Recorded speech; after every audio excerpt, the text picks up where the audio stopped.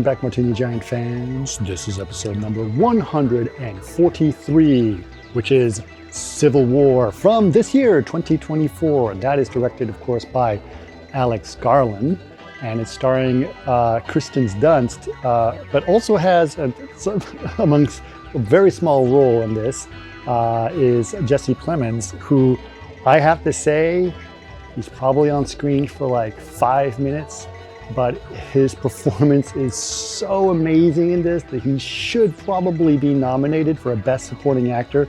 And I gotta say, this is gonna be one of the roles where he's on the screen for so little time, yet should still get an Academy Award for his performance. Amazing stuff. So, first of all, why did we do Civil War? It's obvious. We got an election coming up, a lot of things going on. A lot of people had some mixed feelings about Civil War, but it was actually extremely well received and did really, really well in the box office, which was a huge success for A24 and probably their biggest film that they've ever released. So, gotta say, that right there should be something that should be said very interesting. I know a lot of people out there who are probably listening to this podcast said, I'm not sure about Civil War, it scares me, it feels too close to home. And you're right, it does, but I highly suggest you do, because I think that there's something about this film that people don't realize. They think that it's going to be about a certain way or a certain point of view, but it's not. In fact, a lot of people think this is about Trump and about how Trump is. It's not. And in fact, some people from that are very, very right-wing saw this movie and really enjoyed it because they didn't see it that way. And in fact, some people didn't like it because they said it wasn't Trump enough. But it's not about this. It's about specifically the climate that we're dealing with right now, how people are reacting to it. And honestly, it's really about journalism and the struggle of journalism and how to report news about what's actually happening. It is an extremely well done film. Alex Garland is a fantastic filmmaker, extraordinary writer, obviously, when he did things, his sci-fi films like 28 Days Later, and Ex Machina and all this other stuff. So really, really, really great stuff. I highly, highly recommend this film. I think it's a must watch by a lot of people. So excited to talk about it, and I hope you will enjoy it. Okay, a couple of announcements. As you know, we haven't necessarily been very consistent in the last few months in terms of our podcast. We are going to get back into it. For sure. In fact, we're going to have a recording this Saturday, which I'm going to get to in a bit. But I want to tell you guys why we haven't been consistent is because we've been very busy working. We're actually working on a short film that is now starting to see the light of day. There's a teaser out for it right now called Ray Tracing for the Win. And there's going to be a trailer coming out very soon after that, probably next week. And then we're hoping the actual short film will be out sometime in September. And we're very, very excited about showing this to you. It's something that we've been working on, and it's a lot of fun. And it is the truest Martini Giant thing that we've done together as a group. So Dan was directing, I was producing, Eric was a production designer on it, designed the whole look of it. And the three of us wrote it together. And it honestly is it's a lot of fun. And it's a comedy and it's a Western, and I got to tell you, you got to watch this thing when it comes out. But go out there and look at the teaser and enjoy it. But this is sort of my excuse for saying I'm sorry that we haven't been as consistent. But we're going to get back into the consistency. So as I said, we are going to record a podcast. We're going to record one this Saturday. We tend to, when we record these podcasts, we do live streams as well. So you guys can be able to join the live stream. We do them on Twitch and we do them on YouTube Live as well. So if you'd like to follow us there, please do that. It is twitch.tv/martini_giant, twitch.tv/martini_giant. If you just want to follow us on YouTube, please do. Just go to youtube.com/@martinigiant, youtube.com/@martinigiant, and you'll be able to get the live stream. So when are we live streaming? Normally we live stream around 3 p.m. Pacific Standard Time. We're actually going to do it earlier in the morning. We're doing it at 10 a.m. on Saturday. So this Saturday, which I believe is going to be, hold on, let me look at my calendar real quick. It's going to be Saturday the 24th of August. We are going to be at 10 a.m. Pacific Standard Time. So due to conversion for your time zone, we will be doing our live stream. And films we are going to be covering this Saturday are some Eric picks. He's very excited about it. Eric has done a deep dive into Tubi, believe it or not. He loves Tubi. And if you don't know what Tubi is, Tubi is a streaming network that is available, at least in the US. I'm probably available other places, which is free and ad-supported. And is what they call fast TV, free ad-supported television. But they have a ton of stuff, most of it bad, but they got so much stuff, there's actually really good things if you know what to look for. So he's been obsessed about finding these good little gems in there and wants to cover that. And the movie he wants to cover is Mean Streets, the old Scorsese film we're very excited to do, and decided to, which is available on Tubi. And the other film we're going to cover to pair that with is a movie that inspired Scorsese, which is Public Enemy from 1931. So those two films are going to be the films we cover. So Mean Streets and Public Enemy this Saturday at 10 a.m., August 24th. So hopefully we will see you there. But for now, please enjoy Civil War. Anyway, I think enough people have showed up. How's it going? There we go. Well, we got Mike Monkey Man, and just to say we're reading the chat because Mike Monkey Man I know when he typed "Welcome to Fishing with Chris," he meant Fishing with John. With Chris. Yeah, exactly. The Fishing with John theme song. Fishing with Chris. Fishing. It was the best. And you would think that after 6 days, 8 hours a day of fishing, it's like I've had my fill of fishing. I don't have to do this for a while. Not at all. It just enhanced it. Like I know this is what I want to do for the rest. You know, the other great thing I learned, there was 3 of the guys who were on the trip with me. They were in their 80s, and I was like, this was inspiring to me because it meant I can be in my 80s and still be doing this shit.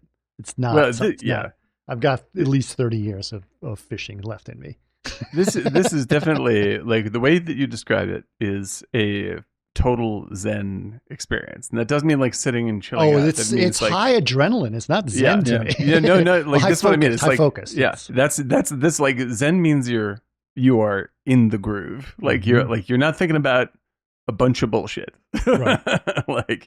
Everything has been pared down to the very, very simple thing that you are doing, as hard as that thing may be. Oh, it was amazing. That's awesome. It was amazing. That's fantastic. Yeah. You weren't checking sports scores on your iPhone? Yeah, come on, man. Yeah. Sorry, I'm in this Twitter argument right now. Come on. All right, we are going to get to Civil War. Thanks. I know what the guy said. I didn't see Civil War, but I was conflicted that what to think releasing the movie like that into a crazy divided society. Kind of like why offer the blueprint? You don't make a movie night in prison to show Prison Break. Okay, so that is true because when you see the trailer, you don't know how it's being presented. Certainly. I think the movie is very much about dealing with not any particular anything, but it's dealing about the question you just asked. You brought up the exact right question. That's what you just asked is what the movie is about. That is exactly the right question. Right. So we're so glad you phrased it exactly that way because there's people who think this is about a specific side or a metaphor, a specific side. The fact is it's not. Yeah. This is a very different experience than you're expecting. No matter what you're expecting, it's a different experience. Should you watch it? Yes.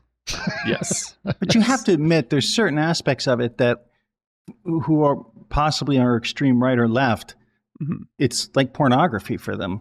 It's like porn. Like Could be. Yeah, like but extremism is extremism. You can't avoid that. Yeah, it's for like all the guy with Jesse Plemons in the this red glasses. That's like porn for some people. In this comes back to this is a classic film. Well, hold on.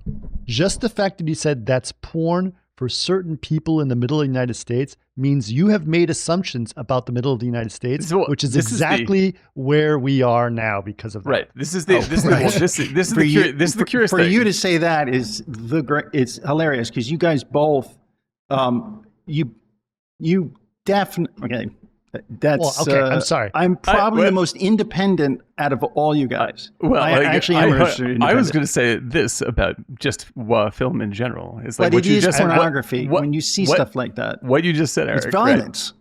What you just said. Oh, it's 100% violence. Oh, wait. I'll get it in there in a second. Okay, hold on. This is a classic film argument, which I think is one of the most fascinating. I think it might have been Truffaut. Not sure.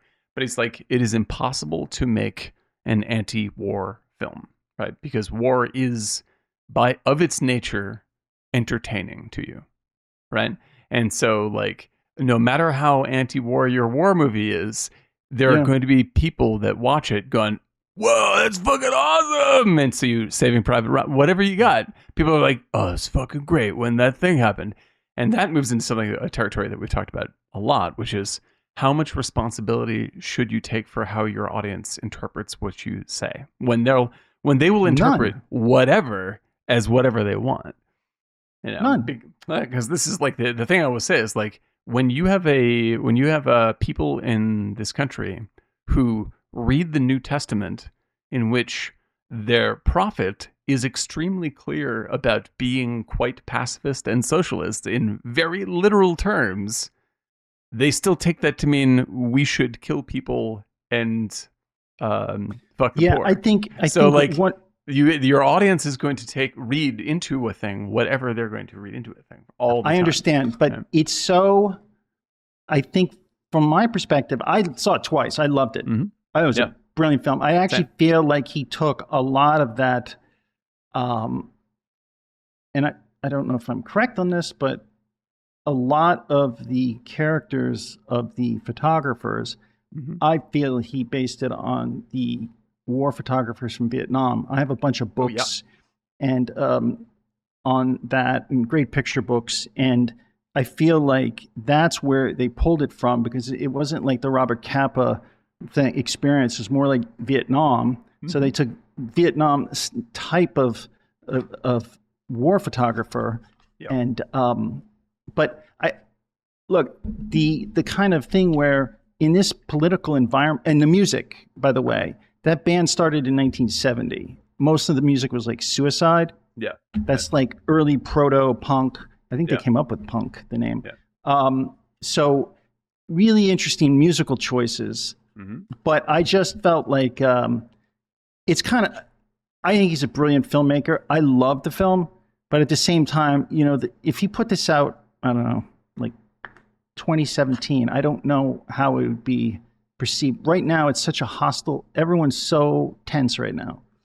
Absolutely, because I think, and it's such a weird time for the United States. I'm not blaming the filmmaker. I'm just saying that's why I said it's like porn. I mean, there's somebody's going to watch him like, I love Trump, and just like, right. Do you see the way they're going to pick anything from that and pick it and choose it and craft it towards their side? Well, like, and it's just a crazy time. But he still can make his movie. Well, the thing is, like, because I think what the movie is actually largely about is the politics that you are bringing to the movie, Like people's reaction to this movie people walk into this movie and they're like front loaded to hate Trump, right? And then they're mad or love him. That's the thing. Like, this is it's just crafted. I've read more people say this movie is, you shouldn't watch this movie. This movie is blah, and ripping it apart and saying this is immoral and all this kind of stuff. And I'm just like, I haven't heard any of that. I haven't heard much. There's tons of this, and people being very mad at the director because it doesn't take this hyper stance against Trump, right? And I'm just like, you are your reactiveness, whether you're a right wing or a left wing, is what the movie is trying to give you perspective on, right? It's like, look at how you are fucking reacting right now. Like, well, look at what is happening, because there's a key scene in this movie when this one character, and this doesn't give anything away, is going, what's going on? Who is that guy that's shooting at them? Like, who is it? And the guy who's shooting back goes, that's a guy that's trying to kill us, so we're trying to kill him. Right. Do you know what side they're on? Do you know what side they're on? Yeah. I think you're stupid. Yeah. What did I just tell you? He's trying to kill me, so I'm trying to kill him. Like, that is all that is happening, right? And when you that, if you can't see the nature of what you are doing, that you are complicit in this action, then you will never get out of it. Like, yeah, I think the thing too is that a lot of those people, there was a lot of people are scared, and they do things when they're scared. So it's not even like 100%. It's like the girl running in with a flag and blowing herself up. Yeah, it's just like tunnel vision. Just Yeah. this is what That I is need to do to 100%. survive. And 100%. so there's a lot of people who don't, obviously, which side? Who do I shoot at? It doesn't matter. My life was displaced. Yeah. I've lost everything. Yeah. So fuck you. So it's not even about politics. It's just like, you know what? I'm just going to kill you. Yeah. And because you're trying to kill me, I'm going to try and kill you. Because I think you're trying to kill me, I'm going to try and kill you. The thing about, like, I don't know if you guys noticed that, but when in the beginning with Trump, the guy, it's Trump, he does the nose thing. Yeah. Did you catch that? Yeah, where it's like, nice, yeah. like that? It's like, that was one little Coke thing. I was like, maybe that is Trump. Yeah. I mean, doesn't matter who it is. Yeah. Like well, the implication is that he's a president and he's doing Coke. Right. It is about an autocracy, right? Right. Someone who took over the government and wants to rule over the government. And while a lot of non-Trump people believe that that's what Trump wills, there are very pro-Trump people to believe that that's what Biden is trying to do too. Absolutely. Right. They believe that he is trying to be an I took him as Trump, not because of the physicality of him, is that one little bit where he does the nose thing with the Coke. I would say that, like a friend of mine and I were talking about this today, and I would say that there is still sort of left and right coding happening in the movie. Like, sure. Yeah. I think that he is definitely a Trump-leaning caricature, right? I think that there are people in the movie that are coded, like they have like more sort of like sparkly colors and rainbowish stuff that are kind of the leftists. But everyone in the movie is committing to murdering the other side. Like that's what everyone in the movie is Everyone doing. is. Right. The other thing that they do, for example, that they really try to portray the journalists as we just need to document and move on. Right. And one of the things, like the things that's telling for me is when the young girl goes to Kristen Dunst's character and she says, "You're my hero, war photographer." So I was like, "Well, what do you know?" And she goes, "I know that you shot the very famous photograph at the Antifa massacre." Right. Now, what's interesting about that statement is that the Antifa massacre, was it that the Antifa massacred a bunch of people, or that the Antifa was massacred by a bunch of people? Right. And I think that sort of really sort of reinforces how the movie is like, you can interpret that sentence either way. Right. For your own edification. Yeah. Which we like, this is what the movie, like, cause I mean, the movie doesn't even like venerate journalists, right? It doesn't say like, oh, these amazing, brave souls. Like these guys are addicted to what they do. Like these guys are like, they want to be in the fucking bonefish. Yeah, exactly. So exactly. So like the journalists, as much as the people in the war, are addicted to the war. Like being in this state of war is addictive. Right. Like it gives you definition and gives you a sense of life for yourself. Right. And everything that every little, like, oh, we won this battle, we killed this guy, whatever it is, you feel like now I've fucking done something and I've achieved something. And well, not really, but it certainly was exciting for you. So you feel alive now. Congratulations. And then in the next scene, they're jonesing for it again. Like everybody in the movie is, I mean, I think this is what the director's viewpoint is. Adrenaline junkies. Yeah. Like we are putting ourselves, like, if you're looking at this as a metaphor for, like, this is not like the way a civil war would work in America. Like it doesn't make any sense. Like it is entirely. I couldn't understand how it actually started. Or it's anything. like it's completely it doesn't abstract. Need to make sense, right? It's totally abstract. It's totally abstract. Just to put it in context, what we know, the only thing we know, and is only given to you in bits and spurts, is that basically 2 states have seceded from the rest of the country, which is Texas and California, which in itself helps you, like, wait a minute, those seems like 2 different ideologies. That's the whole point, right? Right. And then the whole point is like, I don't get it, right? And then Texas and California secede, and then Florida might be going next. Right. And that essentially a president played by Nick Offerman is made himself basically the president for life by going on a third term or something. Third term. And that he is going to fight back on all these secessionists and take over, right? And then there's civil war going on in a lot of places. Some places pretend that there is no civil war, but they're living in denial. And essentially, the existing government, meaning Nick Offerman's government, is slowly crumbling. Yep. And that the guys are trying to go into Washington D.C., Right. the journalists, to get to him. And it's apparently like a complete war zone. And well, it is a war zone. But also the journalists are considered enemy combatants in that area. Mhm. But the main goal of this thing is that our main character, who is played by Kirsten Dunst, who is the photographer, is going with a guy. Who's the guy?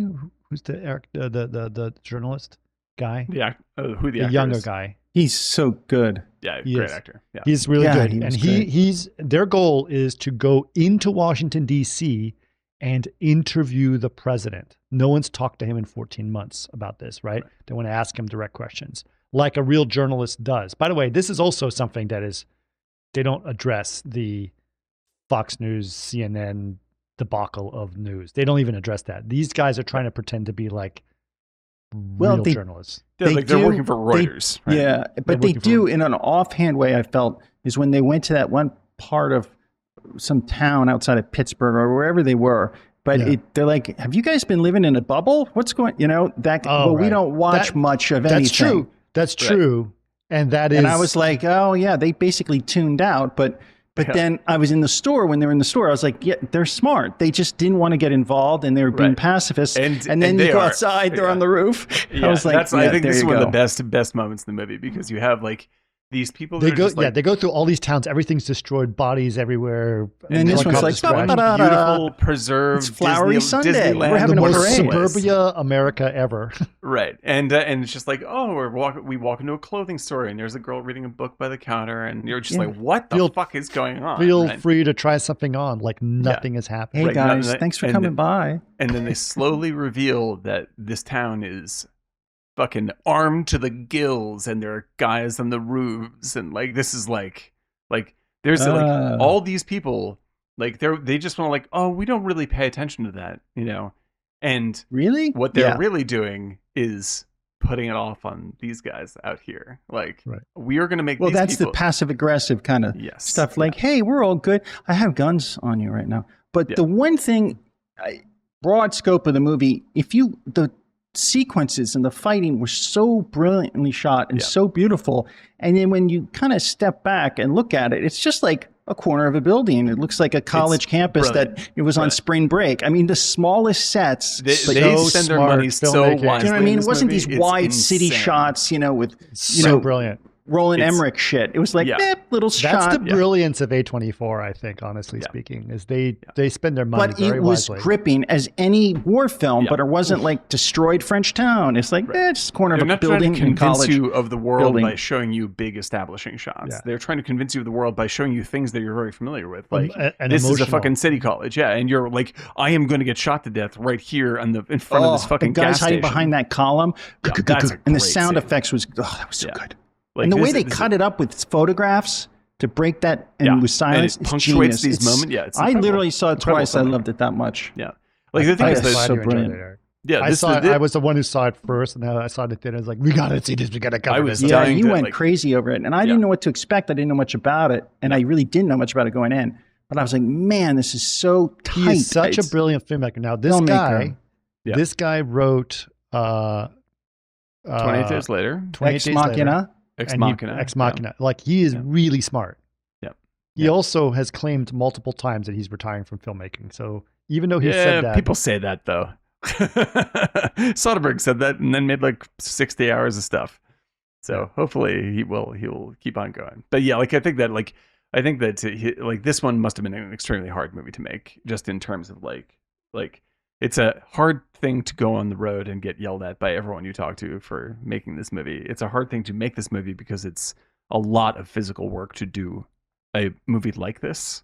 Like, to stage and action scenes as tightly and as well done as they are here, when you have no money, takes an enormous amount of time and focus. And I'm sure he's feeling fucking burnt out by the time, like, yeah, what's your next movie? He's like, fuck. I just spent like 5 weeks shooting this battle and blah, blah, blah. Like, I want to take a break. Didn't you guys see Eric? or hear I Eric? can, yeah. Yep. Not in the Twitch. Looks like he disappeared. He might have disappeared. Oh, he's Yeah. gone from the Twitch. Yeah, he just disappeared. I'm sorry. Yeah. He's popped Eric, away. can you something happened? Can you leave and come back? I just want to make sure that people hear your point of view. Yeah. Just close out the video ninja and then come back and I'll. But yeah, no, it's the in chat, like it's the there are no real money shots in this movie. Like it stays personal and grounded the whole time, and the scenes are focused on making it as emotionally leveraged as possible. Like a scene will go on for like 20 minutes and it's very, very small scale, but hyper intense. Let me get and I think that I can see and hear you, but I'm trying to make sure that you're up here in thing. Okay, you guys should see him now. Can you say something, Eric? Yep, he's back. Okay. One of the things I was going to say, I wonder if these guys went around shooting and just said, oh, it's a war film on, like totally lied about what it's really about, but fearing that they might just get mixed up in cuckoo birds coming out of the woods. Yeah, maybe so. Because like I feel like the question that kicked this whole thing off, right, is like is it appropriate to make this movie now, right? And the thing is, like, if this movie scares the fuck out of you because you see that maybe something like this could even remotely come close to happening, that's good, because we should not let that happen, right?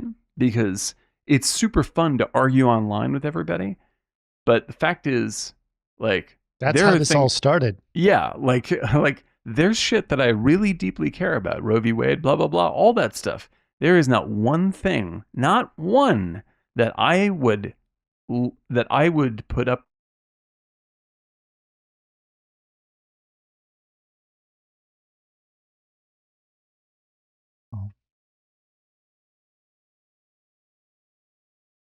Uh-oh.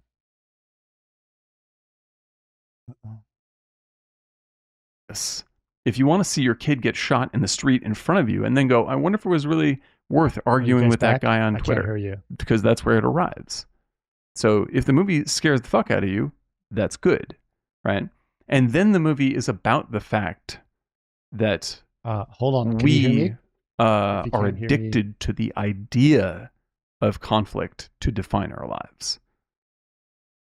Like this somehow validates our experience when actually it destroys our experience. When you're online every day, throwing mud at people you hate from whatever side, I'm not sure if that actually does anything at all but make things worse. It's a big time suck. Yeah. That's why I don't do it. I just never have done it. Not to say there's something special about me. I'm just saying it's like, man, this is a big fucking waste of time. Yeah. And I could probably just be driven bonkers by it, because you can get sucked into a hole. Yeah, absolutely. And this is what I feel like everyone, including myself from time to time, gets sucked into the hole. Like this is you used to. You don't anymore, though. Well, it's hard to avoid it. I mean, like every now and again over something, like people get sucked in because it's constantly trying to suck you in. But I mean, like these, the stuff that is like, if you really think about the stuff that's at stake with this election, like it really is the stuff that's actually at stake with the coming election isn't to do with the stuff that we argue about. It's whether or not we continue to validate this kind of political discourse as any way to run our lives. Mm-hmm. This might be the most important election of our times, and we say that for real this time. Yeah, exactly. Yeah, but I know. But every single 4 years, we keep saying that. Right. Then we don't actually care about solving the problems that we care about. But what's interesting is we keep saying this, and it keeps, by saying that, it keeps getting worse. Yes. But I was having a discussion with somebody. By the way, happy Father's Day, everybody. Happy Father's Day. But it's like, I said some comment at a Father's Day dinner last night with some family. I was like, if Trump wins, people are going to go cuckoo. If Trump loses, people are going to go cuckoo. It's the worst situation to be in. That's what he wants. I feel so helpless. It's just like, it's just going to be idiots on both sides, Yeah. and no one wants to just say, you know what, let's just kind of talk about this. Let's just figure these things out. Right. I don't know how it got so crazy. Maybe COVID. I don't know. Because there's fucking money to be made, man. Like there's It's money all to be about the made. money. It's about the money. Like, It's about how Fox News needed to make money. It's about how CNN needed to make money. Yeah. Right. I got after my parents because they love Fox News. I said, but that's the problem. I said it's a horrible thing, and they got really offended last night. And I was like, because it's a corporation that's just kind of, they got sued because they lied to people. They had to pay a lot of money, and yet they still do it and admit that they're bullshit. Like they admitted that they lied to you, and they still are continuing to lie to you. Yeah. But this is the real, like, what this movie represents is that mindset. The movie is like says, okay, if we keep on thinking this way, this is the kind of situation, this intractable situation that we're in. Now let's add the most terrifying violence you've ever seen. Him? Who am I here? Am I gone? No, Dan. Oh man, no, I still see him. No, now I'm gone. What is happening? No, you're still here. I'm gone for Eric. Do you not see Eric? Do you not hear him? I see Dan. He's back. He's back. Okay. Okay, there we go. Same. All right. I think I mentioned real quick that basically it's these guys, and they're basically trying to go from New York to Washington, D.C. They have to go all the way around Pennsylvania, so it's like a longer trip. It takes multiple days to get to Washington, D.C., and their goal is to interview the president. There are several people that join them along on this trip, which are important characters. So we have the main character, Kirsten Dunst, who's the renowned, famous war photographer. Mm-hmm. We have the journalist, who is a bit of her partner, who's a total cowboy, crazy, like loves being a journalist, like totally. It's exciting. He wants to be in the action all the time. Be in the shit, and all that stuff. Then you have the old guy, who's from the New York Times. Mm-hmm. Who's that actor? He's really good. He's great. He's in a lot of his projects. He was in Devs. He plays Gurney Halleck in Dune. He's great actor. And he is, walks with a cane kind of guy. Right. And they're like, "You're going to slow us down, old man." And he's like, but they decide to take him. And then they also take this young girl who is aspiring to be a war photographer. Mm. And she totally idolizes Kirsten Dunst. Kirsten Dunst, like, there's no way we're taking her. But they didn't have a choice taking her over. She wedged herself in there. Yep. Yeah. And so like it's a classic road Priscilla, movie. I think. It is a classic road film. Mm-hmm. And I was, it was interesting. I was thinking about this because I had been preaching for a little bit, and I think I might have said on this podcast, we are at the moment of filmmaking right now where we are at a shift, right? We're no longer seeing the superhero films and the feel good whatevers. We're seeing movies that have an impact, and this is a clear example of one of them. It's a great thing to point out because, like, first of all, this is a bid by A24 to become like a mini major, right? Mm-hmm. Like they're going from like low key, experimental. This is the most expensive movie they've ever made. It's the most expensive, and it's the biggest hit they've ever had. Right. Like this movie, more than paid for itself. Yes. It's done brisk business. So like this is one of these things that's very revealing, where like everyone I know, like I agree with everyone who's pointed out, like people are just like, I don't know if I want to see that. I don't know if I want to see that. Well, somebody's seen this fucking thing. Like nobody's talking about it, but a lot of people are seeing it. Yes. And we'll talk about the politics. A lot of people, this is not a movie that's polarized, and both sides have enjoyed this movie. Yeah. Right? This is a depolarization film. But let me just quickly make my point real quick, because you're right about all those things, but in good context. But my point has been that I've been saying that we're a mirror of the 1960s when the studios were failing and they need to do some new films. And right now, I've been saying that Everything Everywhere All at Once is the Easy Rider of today, right? Yes. Mm-hmm.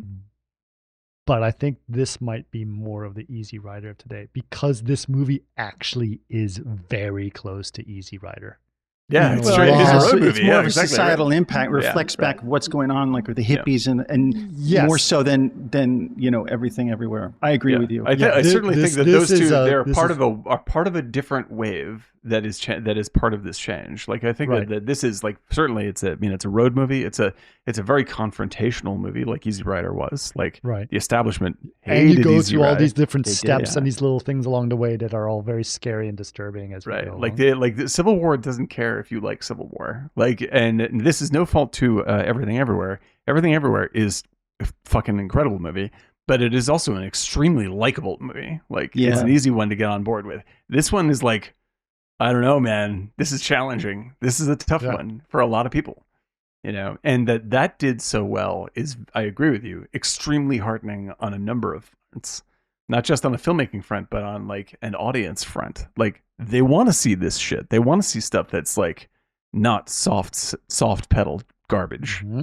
You know, this thing is inexpensive, yet looks better than almost every Marvel film of the past 5 years. Mm-hmm. Yes. You know, Smartly done. Smartly made movies. Yeah. Like everything about this movie is iconic of things that I know that we here at Martini Giant believe in.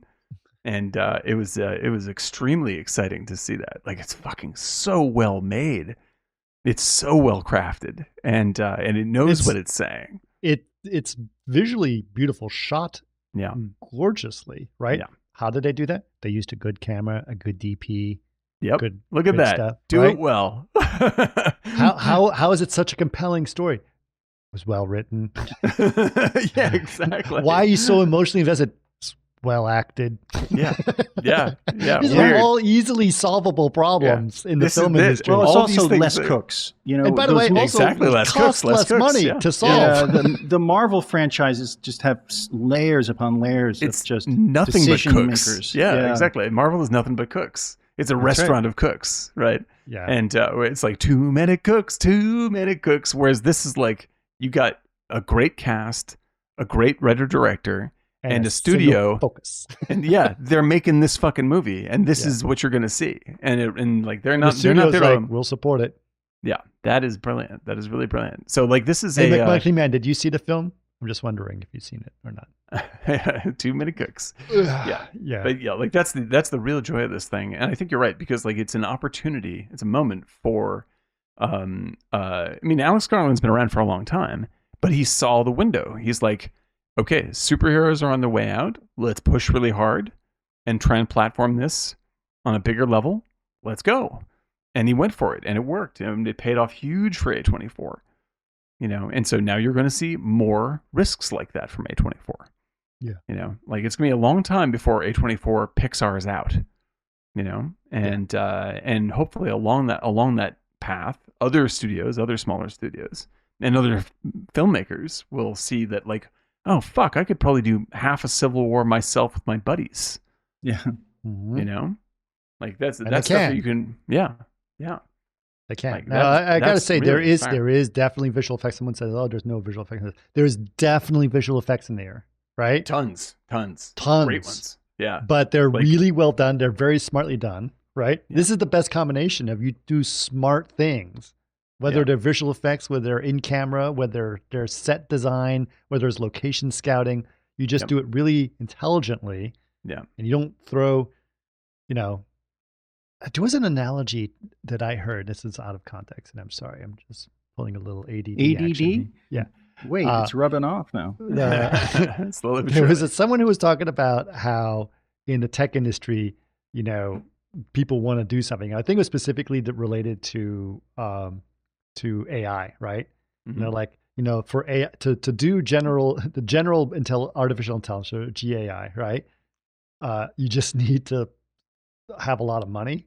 And he goes, he says, it may not actually be possible to do it, no matter how much money. It's not like you can be riding a horse and just throw money at it and it turns into a Pegasus. Yeah, exactly. It doesn't fucking matter. Yeah, right? Yeah, exactly. And so I think that if you have a shitty movie, it's just a shitty movie, no matter how much money you throw at it. Right? Yeah. Money doesn't make it. Yeah, and like the more money, and the more money you throw at a problem, the more you need to pretend like it's solved because of so much money, right? Yeah. That's you mean that's all it is. Problem. That's all it is. It's out of my department now. We just bought something, but we spent the money on it, and that's it. Pass it along. Yep, it's like a fill the money hole. That's the only way out now. Okay, let's all pretend like it worked. But this thing is you can tell from pre-production on, they knew the movie they were making. And that's the first responsibility. It's just insane. And by the way, McMahon, I am not going to lie to you. I was scared of seeing this movie, and I put on my big boy pants and I went to go see it. Why were you scared? Like it's a movie that you're worried you're going to feel how you're going to feel emotionally after seeing it, right? Yeah, I knew it was going to be violent. I knew everything else. It's just that we are in such a crappy position, Eric, that I just didn't know how this movie was going to make me feel. Was it going to make me angry? Yeah, am I going to end up with fucking more fights on the internet over this movie too? Yeah, like, is that going to happen? There's movies that you watch that make you angry, right? And then you don't feel good after this. And I was worried about this, and because it's such a hot button topic that I didn't want to do it. I got to say, seeing this movie, while extremely upsetting and extremely violent, etc., puts a context into things that, honestly speaking, did not make me feel angry. It made me feel, it just put context to things. Yeah, that was not necessarily relaxing. I'm just telling you that, but it just makes it made it better. It's like, like going to a good therapy session where suddenly like you're told the thing that you've been afraid to be told for a long time. Yep. It's your mother's fault. Yeah. Oh, shit. Finally, now I know. It's my mother's fault, right? Whatever. Yeah. And then you realize, and then you like realize like, okay, now I have context that I know how to deal with this emotionally. This is what this did for me, is that it put things in the right context to make it like feel. I think it's a very, like, it's actually a tremendously responsible movie that, first of all, you're right to be afraid of this movie. First of all, how the hell do you have the guts to write this? Yeah, exactly. Well, he's got a great track record. And he's British. No. So he's got an outside perspective to start with. So I think it'd be very difficult for an American to write this. It's because it's hard to come to this game without a lot of opinions, And I think that he's got enough what if he's just an outsider? Yeah, exactly. He's got a point of view that allows him to really chew through this and really think about it. And in interviews, he's gotten in, people were mad at him because he essentially said, listen, the idea of this movie, it's just like people in America right now are, they're raving mad at each other over extraordinarily small political differences, right? And because he said that, everyone was raving mad at him, right? And but I was like, he's completely right. Like this is not, we're not the Hutus and the Tutsis. Like this is nice. These things, the things that we're actually fighting over are extraordinarily small, and by I mean small, not unimportant, but rather they're the kind of shit that government deals with very well normally. The good, grinding, boring, slow version of government.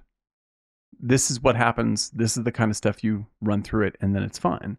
But we are so hypersensitized every day by Trump, by CNN, by Fox, that even to talk about any of this stuff with people you agree with is traumatizing. And so when this movie comes out and is advertised, you're like, oh fuck, I don't know if I want to do that one. It's going to traumatize me, And so you're right to be afraid of it. It's like, fuck, this is going to get right in there. Like, you've had a toothache for a long time and it's time to go to the dentist. You fear the dentist, even though you've been living with the toothache. Yeah. Denial. Yeah. I went fishing with people who do support Trump. Let me just you put did? it that way. Yeah. See, the fact that you were surprised is funny. Right. I'm not surprised. I'm more surprised that you hung out with him, because I know that you don't like Trump. So the fact that you took a long trip with all these Trumpers, it's kind of like, wow. I didn't see that. Well, this is the same, because I went to Montana to film a movie, right? And I spent months I went to a cafe every morning for breakfast that had a giant Trump banner over it. And of course, when I end up, what am I going to fucking fight with everybody every day because of, no, it's fucking silly. And they can look at me and say well, he's obviously some pro-LGBTQ left-wing crazy crackpot, socialist. So, and he's right. They're right, right? But they weren't going to argue with me every day either, because we had to get some fucking work done, right? Yeah. And fishing. by Talk about shit. by hanging out and doing an honest day's work with people and talking about actual stuff that mattered, it turns out that apart from things that, yes, we would fucking argue about, most of the stuff we cared about was the same, and we agreed 100%. That's right. So the missing element, I think, is great. The missing element, pardon me, is great leadership. Absolutely. That can appease to both sides. And I think we've been missing that for 10 years. But that doesn't make money. What that does not make money. Okay, but I'm saying that's what's missing. No, you're both saying the same thing. Yes, that's like when you get a leech like Trump in this position, right? He gets money by agitating everybody, by agitating his base positively and agitating us negatively, because by making us fight over all kinds of stupid bullshit. Yeah. Right. And now, when I say all kinds of stupid bullshit, I don't mean things like Roe versus Wade is stupid. I don't mean that. But the way we argue about it is stupid. Stupid. Right? We don't take it seriously. We don't actually try to debate this for real. Well, and treat each other with also respect. Incentivize people that their policy, they need to make policies specifically to upset liberals. Right? Yes. Make the libs cry is a motto that they want, right? Yeah. So it's not like you see a bunch of liberals as we're going to make policies specifically to piss off Trumpers. Right. Right?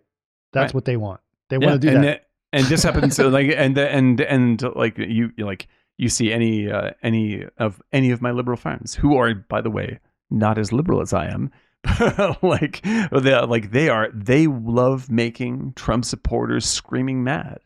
And I'm like, what does that fucking do for anybody? What's the point? Exactly. This movie brings that up. Yeah. Like, what are we getting out of this? Not directly. Also, that's the other thing I like about it. It doesn't. It's not nail on the head. It's very nuanced and sophisticated. Great filmmaking. Yeah. And it lets you do the thinking is the thing. And that's what most movies for a long time have not done.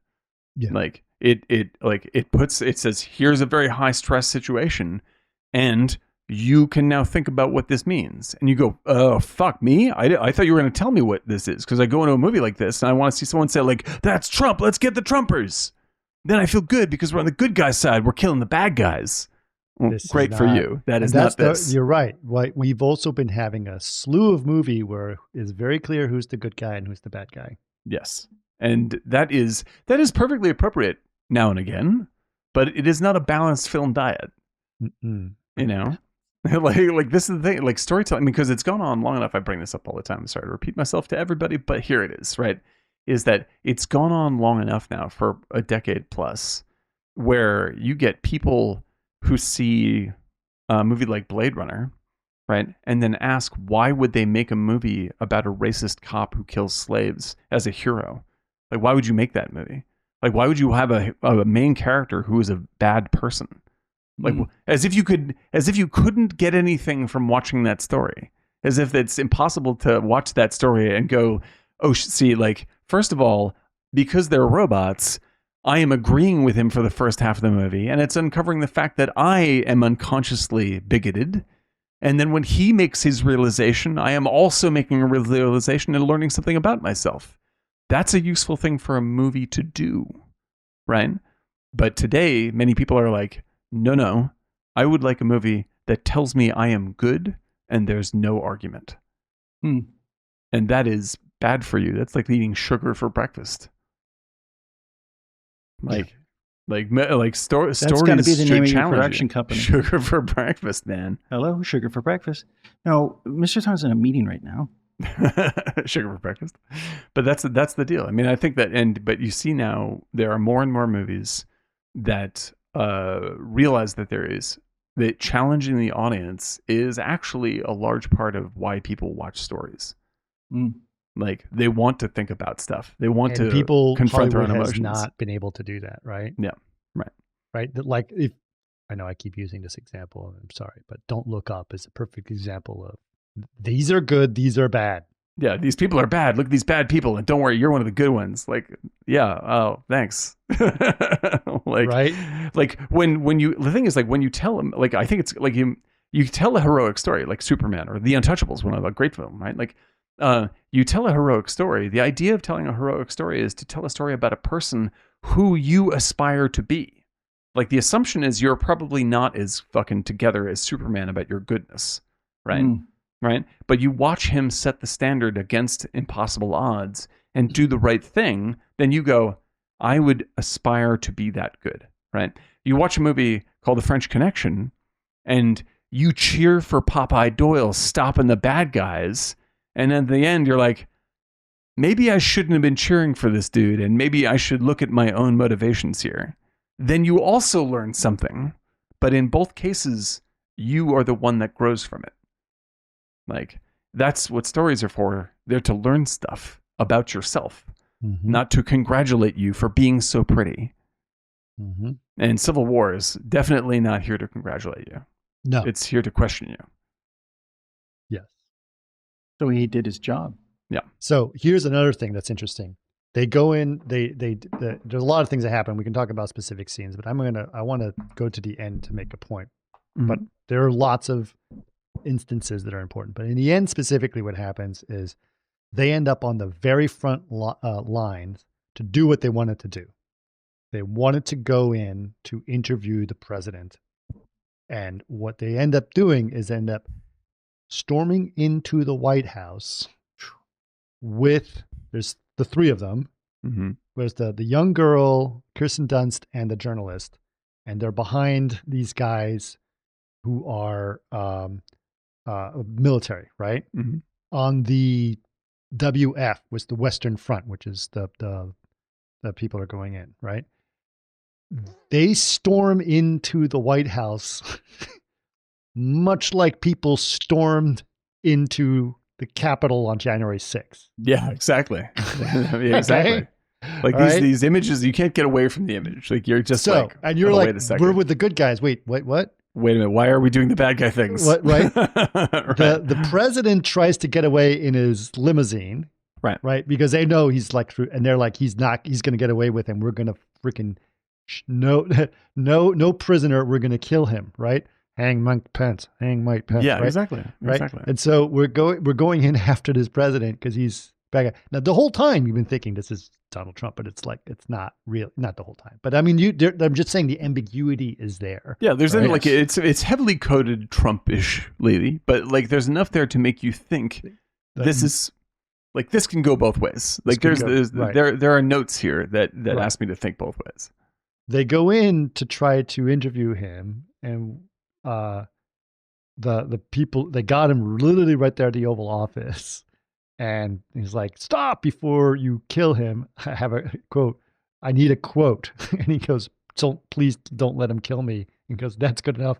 And they shoot him right there, right? Kill him. Yeah, so that's crazy. And that's the end of the movie. And then they got that war prize photo of them posing by his body. Yeah, like is, I mean, like this is a fucking. That's Abu what happened. Ghraib. Yeah, Abu Ghraib. I mean, that's what happened to Mussolini, Saddam Hussein, like all this kind of stuff, where you're just like, this. It's at the end mindlessness. It's simply mindless. Like there's nothing noble going on here. You're not raising the fucking flag on on the island, like, which was faked, but like or staged. Like there's no hooray moment, right? And like there's no hooray moment.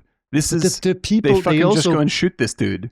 And they also sort of outline how people are so proud to have their photos taken in those situations, right? Yeah. They have the outline of the guys who tortured the people. It's like, I want to take your photo with the people you've been torturing. Yeah, I'll do that. Like, I think because I feel like I think that like Abu Ghraib, there are a bunch of good documentaries on Abu Ghraib. Abu Ghraib is a wonderful thing to bring up here, even though it's the least wonderful thing in the world, is because that is actually incredibly symbolic of the trap that we ourselves are in.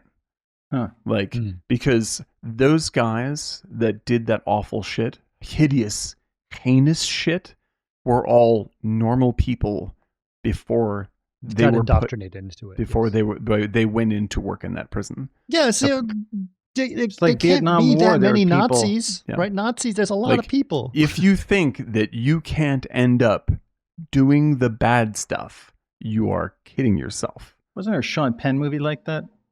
Which one? Probably, yes. But yeah, there are a number of great examples. Yeah, Casualties of War. Great film. Yeah, great film. But it's just like, everyone should be aware. Like, it's more than likely that you are the good guys doing the good guy thing. More than likely in whatever your situation is. Sure, more than likely. But once you just assume it, you might be making mistakes, you know? And the more you go on assuming it, and the more you dehumanize your enemy, the chances of you making mistakes that you can't come back from are incredibly high. Like because like if you think of Abu Ghraib, right, as basically a leaderless high stress environment, right? That's what becomes of it. Like there is no one in command and control to set a standard or to set rules of any moral anything. Everything's a free for all, and all you got to know is these people that you are in control of are horrible villains that you can do anything to. Okay, go and see what happens after 3.5 weeks. Yes. You know, and I'll be right back. I'll be right back. And so like that is the kind of mindless violence and horror that you end up with. Like it's the guys at the gas station in Civil War, you know, where they're like posing with dudes. First of all, like they get to this place, there are bodies strung up inside. Oh, so horrible. Right. And then halfway through the scene, you realize the bodies aren't even dead. No. Like they're people that they've been hanging there for days. And then he's like, yeah, I went to school with him. I went to school with that guy. That's crazy. Yeah. What's that? The bodies hanging in I was actually going to say let's go through some of those scenes. I used to have a podcast with that guy. Yeah, exactly, dude. This is like that's what it is. So just in context, that scene to set it up is they needed gas to figure out how to get gas, right? And the young girl had just joined them, and so she's sort of observing it for the first time. She notices something in a car wash, and she wants to go take pictures of it. As they're trying to negotiate gas. By the way, also funny, just a side note, she wants to pay $300 for the gas, and they're like, that barely a sandwich. And it's like $300 Canadian. Canadian. Yeah, so that also is an implication of the dollar went to shit, right? Yeah, exactly. I was hoping they would call the Canadian dollars Tim Hortons. That would be 40 Tim Hortons. Yeah. But anyway, so she goes to look at what's in the car wash, and this one guy follows her in there. And she's sort of terrified because she sees these guys that are basically strung up. Yeah. They might be dead, and turns out they're not. Oh, I was saying to Eric, like halfway through the scene, I thought they were dead. And then halfway through the scene, like, oh no, they're alive. Yeah, which is even worse. Yeah, which is horrible. Yeah. Because they look completely bloody corpses. And it's like, we've been debating for 2 days what to do with them, right? And it's like, oh my God, they've been there for 2 days, right? All these different things. And it makes it seem really horrible. She's terrified. And she doesn't know what to do, and she's frozen in fear. Kirsten Dunst comes along and is like, how about I take a picture of you with them? Oh, okay. Completely disarms him, and he's like, yeah, sure. Yeah. And then he just stands there like these are a couple of fucking prize deer.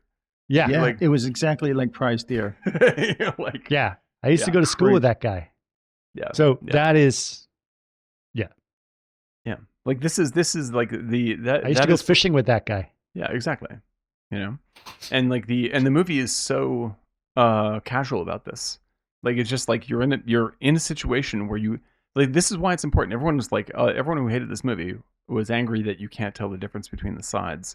I got to read some of those reviews because I didn't. Man. That's the whole point. That's the whole goddamn point. And like, but the people who liked it on both sides liked it because it's sort of like, oh shit, we're in a bad situation. There are people who are very Republican who agree with a lot of Trump things that know this is a bad situation. Yeah, this is a death spiral scene that we are in, right? Yes. Like this shit can get quite badly out of control. Yeah. Like I don't know if it turns into what we see in this movie, but like certainly we get to a point where we are no longer considering, the other half of America as people that we should be responsible to as country people. Like I know they have some bad ideas, but if we're just gonna fucking kill everybody else so we can be fine, I'm not on board with this. You know how you know what made me terrified more than anything is that how I was talking about. It's like when they med EdTV, they're like sort of like how ridiculous TV could get, and it turns out that we exactly do ed TV and more. But the point of that movie is to point out how terrible television is getting in some ways. Yes, right.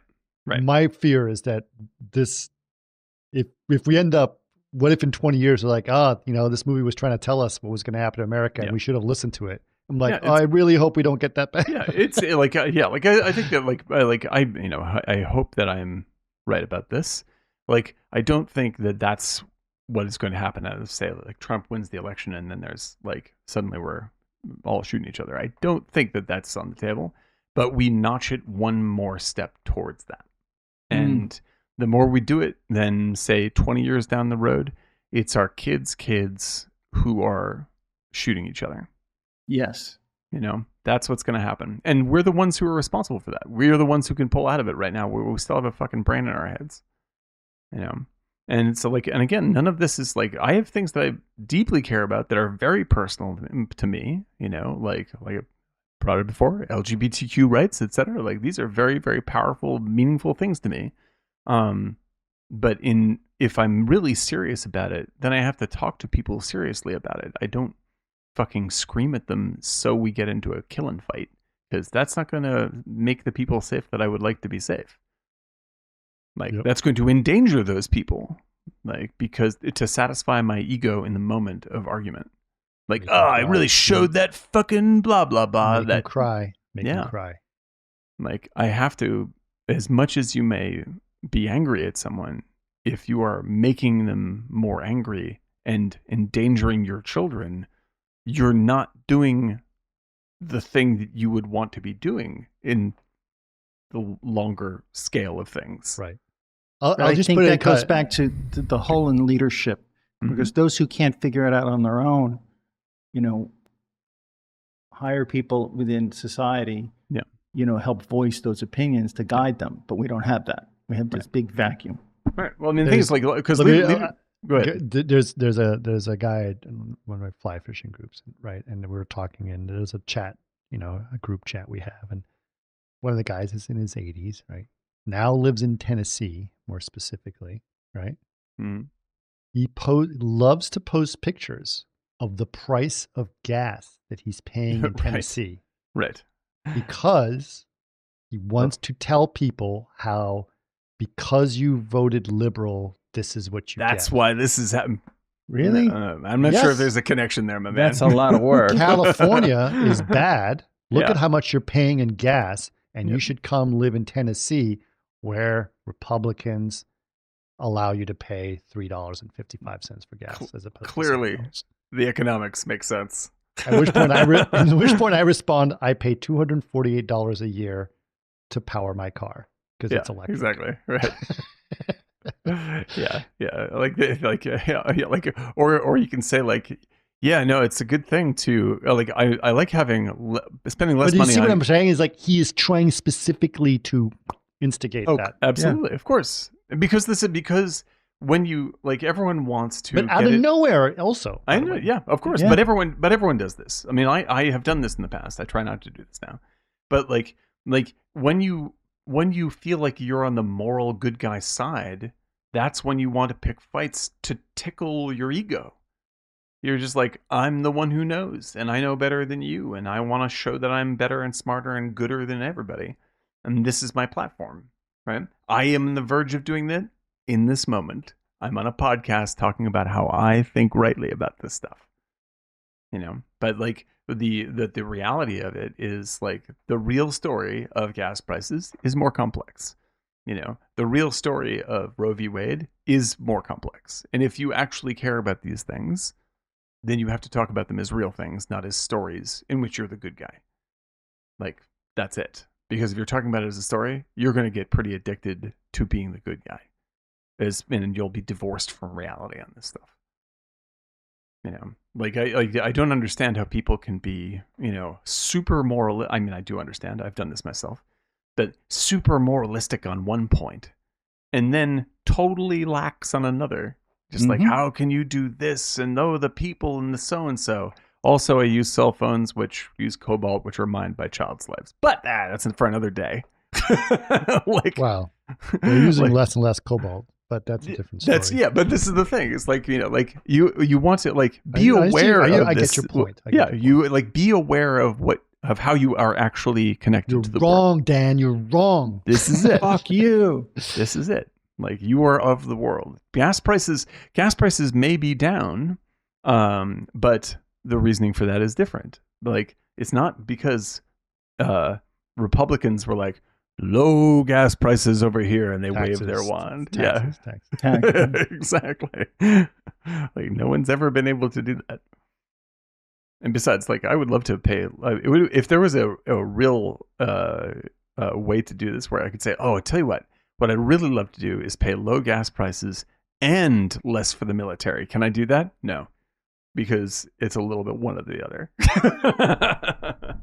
You talked about the old guy. It's a little sideways, but my sister sent me this. I don't know if you guys have seen it. This thing from Instagram. And it was a story. And it was like an 80-something-year-old guy, and you were talking about the guy, I guess, in your group is older, and he takes photos. Right. This guy was telling a story at some group, and it was so genius. He was like this old guy in a McDonald's line, and he said this woman I was ordering and kept honking, like, move faster, move faster, move in faster. the drive-through? Yeah. Yeah.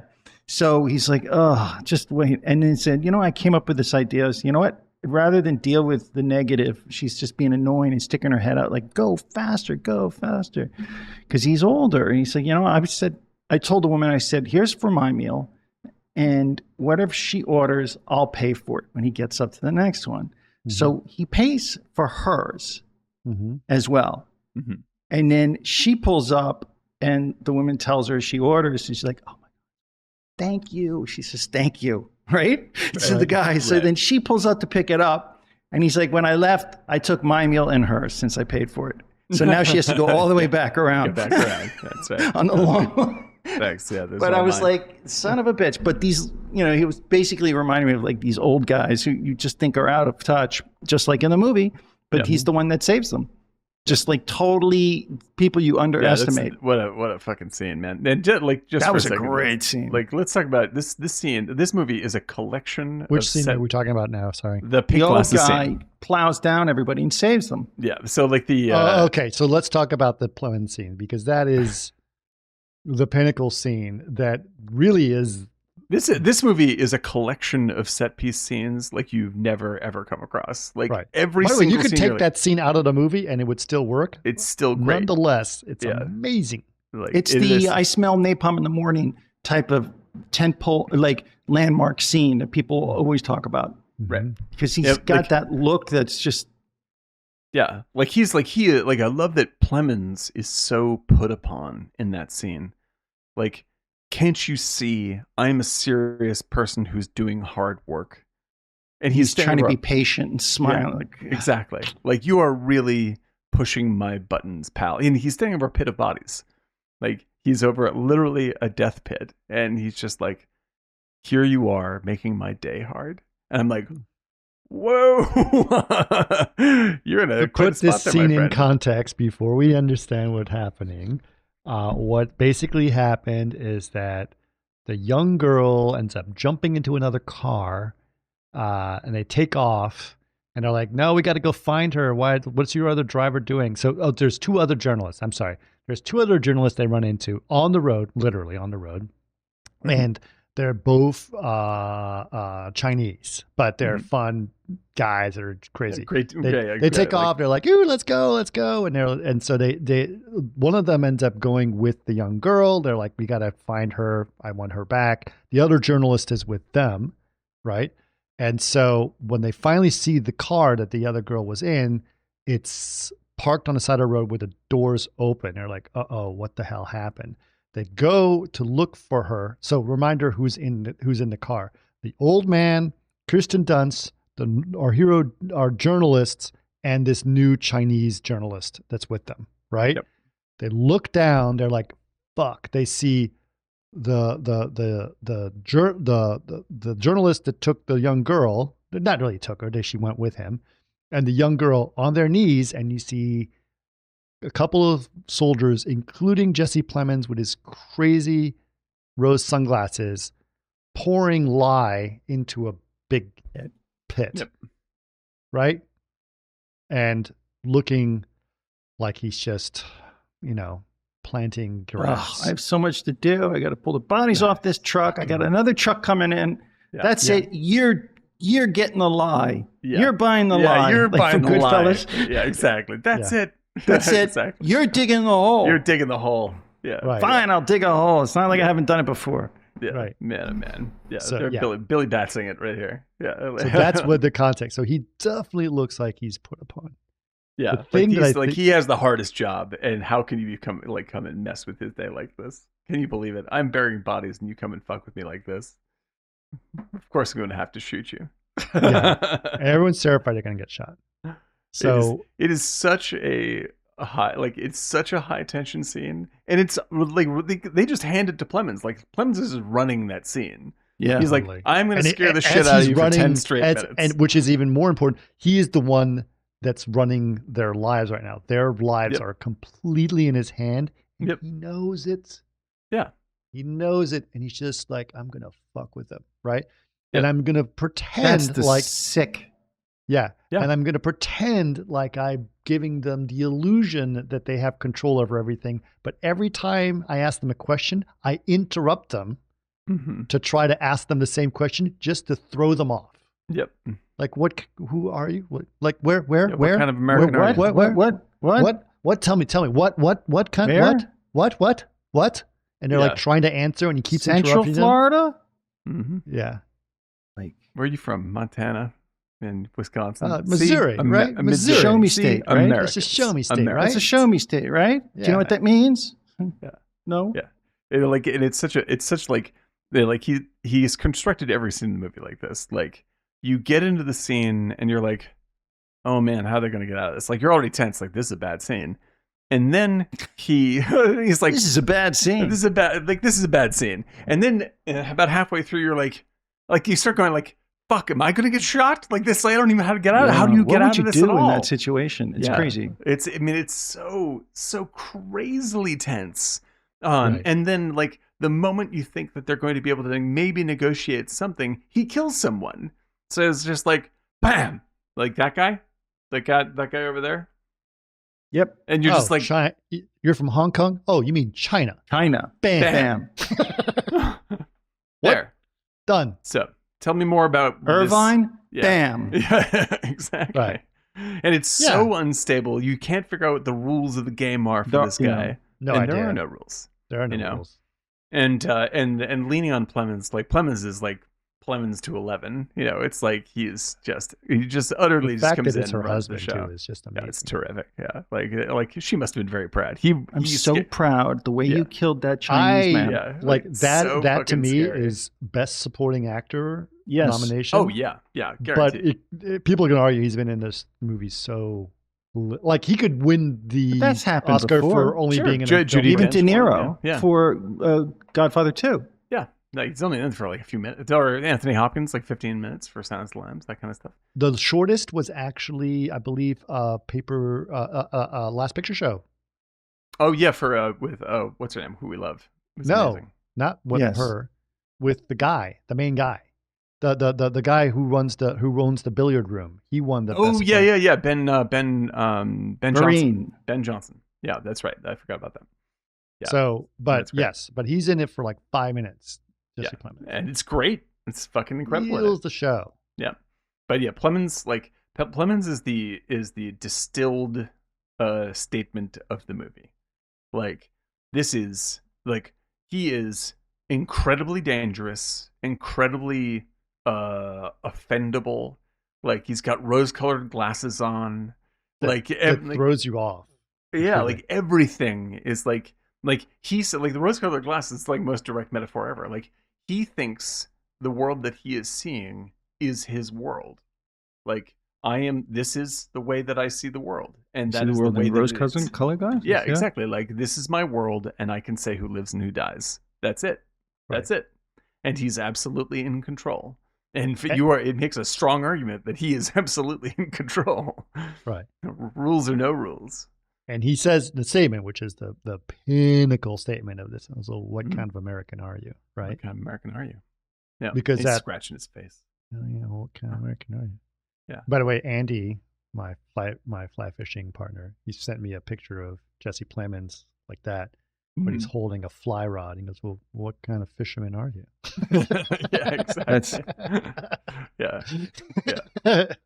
But it's a truly iconic scene. I mean, when you brought up Goodfellas, Eric, I was just like, yeah, this is a Goodfellas moment. It's like the Billy Bats bit in You don't Goodfellas. feel good watching this scene, though. Yeah, It's you're like, terrifying. I'm going to remember this for the rest of my life. People are just going to talk about this. This is what's going to be remembered. This is what in the playback. No matter what we say, it's not as terrifying as watching it in this film. I can't even tell you how terrifying this is. In a movie loaded with terrifying shit, this is right. Like, he is the king. He is absolutely the king. He's like Michael Myers. Yeah, and it's not about the bodies, and it's not about being shot. It's about what's going to happen. Well, the thing is, what's genius. I was thinking, I was like, this is like watching. This is as if I was watching The Killing Fields, only I were Cambodian.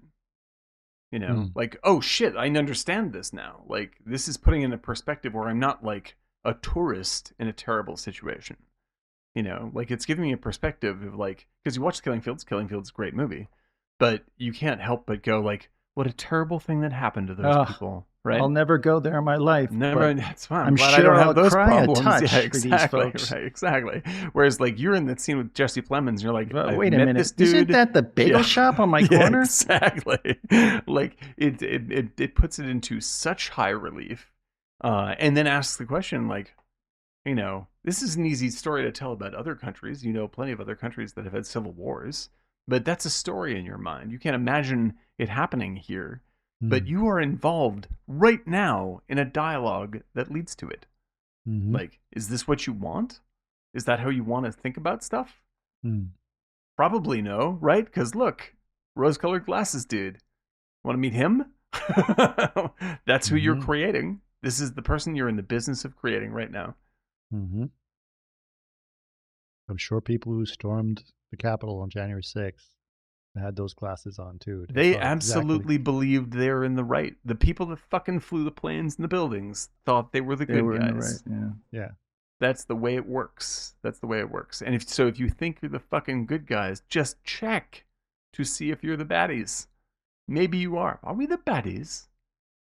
Like, and check to see if you're, because like the thing is like, you know, I get into this fucking argument all the time, but like, you know, people that love this kind of fight, you know, online, and love this, you know, this kind of interaction, and, you know, red, blue fighting on Facebook, blah, blah, blah, right? Like, they'll always bring up just like, they'll say like, you know, whatever, Dan, you're like Neville Chamberlain, you know, like arguing that we should appease the Nazis, right? Like that kind of stuff. Really? They do that? Oh yeah, many friends of mine have said this to me. That's funny. And I'm just like, Mr. Chamberlain. Yeah, no, I'm like John Maynard Keynes saying maybe the Treaty of Versailles that fucks the Germans into the earth is a bad idea because it'll lead to war. That's right. Like, maybe we shouldn't get a whole shitload of joy out of really fucking putting people down and pissing on them, because if they get a chance to piss on us back, they will. And then it's not going to seem so fun. Like, we're in a state right now where we can unwind this thing. Like, we're in the lucky place right now where we're still civil to each other, more or less. Yeah. But we get such a fucking fizz out of fighting, and it's so addictive that we are like the journalist guy. I just want to get in the action. And then you're in the action. You're like, oh fuck, there's a gun to my head. Right. Yeah, what do you think the action is, buddy? Well, that's the thing. So that let's how that scene wraps up. The old guy does not go with him because he can't run away. Right. So he stays behind hidden. But they also were like, just clarify, not only does he not want to go in there, they're like, you're so old and fat, essentially, you're never going to make it. So just stay behind, whatever. Yeah, I mean, they weren't, you know, whatever he proposed. It's going to make it worse. Don't come. Right. Yeah. And he ends up saving him because just as all that shit's happened, he drives the car. Right. Or the big SUV and smacks into Jesse Plemons, throws him into the pit, and they solves away. The scene. Yeah, exactly. Right. The guys come around, they shoot at the car as they're getting away. The old guy, while they're getting away, everybody's like, I've been shot, and he ends up dying. So he has his beautiful death scene. Beautiful death scene. It's great. beautiful death scene. He slowly dies, and that's the casual. You knew someone had to die. Well, Yep. a few people die, but we're going to get to Yep. that point. A few people had to die, and that was really kind of a beautiful thing. But at Yep. the same point, right, as they go back to, they end up at one of the bases for the Western forces, where they're just, you know, just before they storm the Capitol, and the scene of them there with the realization of like, fuck, right? Like the girl is crying, and the guy is outside, like outside the thing. It's a beautiful shot of him where he's just like he's smoking a cigarette and just screaming in anger and frustration.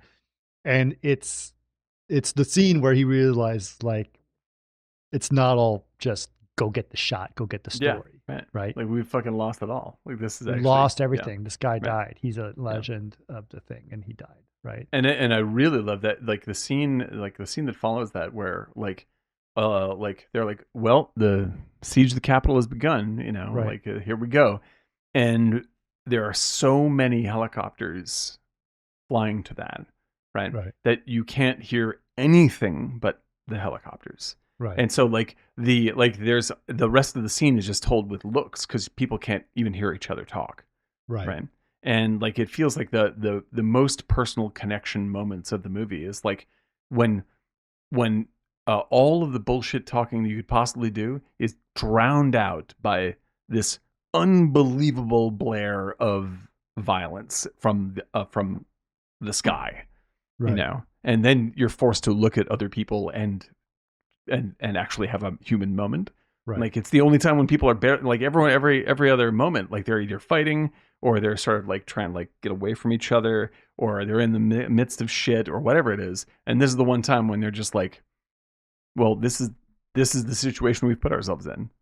You know, this is it. What do you expect? You know, and it's extraordinary.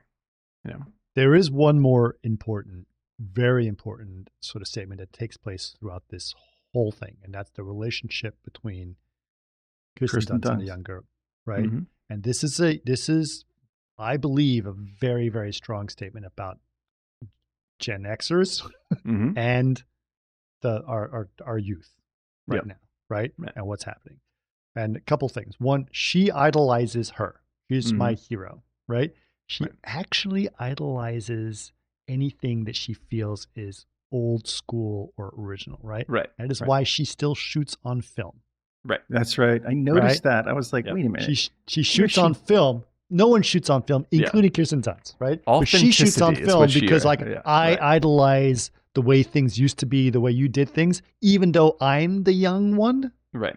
And I think you're the best. But she knows that she is burnt out. Yep. She can't deal with it fried, anymore. Man. Like she's fried. Dunst is fried at the start of the movie and only gets more fried as it goes. And so while everyone's still like, oh my God, you're a legend, it's like she actually doesn't take that many photographs. All the great photographs come from the young girl, right? Yep. Right. So, but she's still the mentor, et cetera, et cetera. As they storm the one of the things at the beginning when they first met is like, you're going to get yourself killed trying to go with us to the Capitol. She says to the young girl, she goes, will you be there to take my picture when I die? Right. And she goes, you better believe I will. Right? Yeah. Right? And then when you get to the end of the movie and they're storming the Capitol, who's the one who loses it and can't go into the Capitol? Kirsten Dunst. Yeah, and she's fried. Yeah. She can't do it anymore. Like she just can't. She can't move fast enough. She's like locked up. She's being dragged by the other guys, by the military stuff. Yeah. In the meantime, the young girl is like darting ahead, taking chances. Yeah, right. Taking her chances. Right. Putting herself on the line every time, and it's not doing it, because she went from, I can't even take a photograph of the guy being hogtied because I'm so terrified, to I'm about to storm the Capitol or the White House. White House, yeah. And she goes right into it, right? And what does she do? This is a very important scene, as we mentioned at the end of the movie, but what happens is they're about to storm into the Oval Office. There's Secret Service that are firing back at the military. She jumps in front to try to get a picture of the Secret Service firing back at her. Kirsten Dunst jumps after her to protect her. She Yeah, because falls down backwards. Right. It's a beautiful scene. The girl is going to get shot if Dunst doesn't move. Right. She jumps after her. She falls back. She sees Kirsten Dunst standing over her, and then you hear click, click, click, click, click, and as she's doing that, she falls. That was forward, some shot. beautiful editing. Yeah. Yes. That's great. It's Which, just by the way, love wouldn't that. happen because she had a film camera, so you can't go click, click, click with a film camera. But it's the language of movies. it doesn't matter. She basically Chris is not giving them a pass on this. not giving them a pass. I got very upset. It's like, that's not, you got to go That's click, not zik, accurate. click, zik, click. Let's not zik. talk about silencers in the Right. next James Bond film. Okay. Yeah. And then, so what happens, The what ends best. up happening is if I get shot, will you be there to shoot me and take my picture? And it's the other way around happens, right? It also is a metaphor that we have to die. Yeah. Us, Yeah. the Gen Xers, The Gen Xers. for the young Yeah. people to actually take back their generation, because we have completely occupied their lives. We've made it so important for us to, I idolize you. I want to use the same technology as you, old school this. Like, I actually think the term old school is a bad deal. Yeah, well, Right? it's certainly Because people are like, oh no, I like it the way it used to be. Like, it's like, yeah, film well, the camera's better. No visual effects. Let's do it practical. It's Yeah. all the same thing. That's a bullshit story. Like all that is a bullshit story, and like it's the bullshit search for authenticity in quotes. Mhm. Like authenticity comes from your action, not Or from what they external understand. anything. The last Yeah. thing they understood. Yeah, and so I think that personally, I think that every fucking artist should, Gen Xers and whoever else, should keep on arting their art until they're dead. Go, yes, absolutely. But I think you're right. And nobody is keeping the youth from themselves choosing to act. However, we are certainly creating an environment in which the only thing that we are selling to them is us, and the only perspective we give them is ours. Yeah, we keep And so shoveling Star Wars and Ghostbusters back in their faces. And when we say that that's the only valid perspective over and over and over and over again, it's not surprising that that's the way people act, because that's the way we're trying to teach them. Well, we're going to die, dudes. You have to have your own perspective. Like, you have to do this. And it's not good of us to dominate your media culture. It isn't good to run superheroes for 25 fucking years or whatever it is into your brains, when this is your artist's time to discover things for yourself. But we won't fucking relinquish the reins. Why is that? We don't want to die.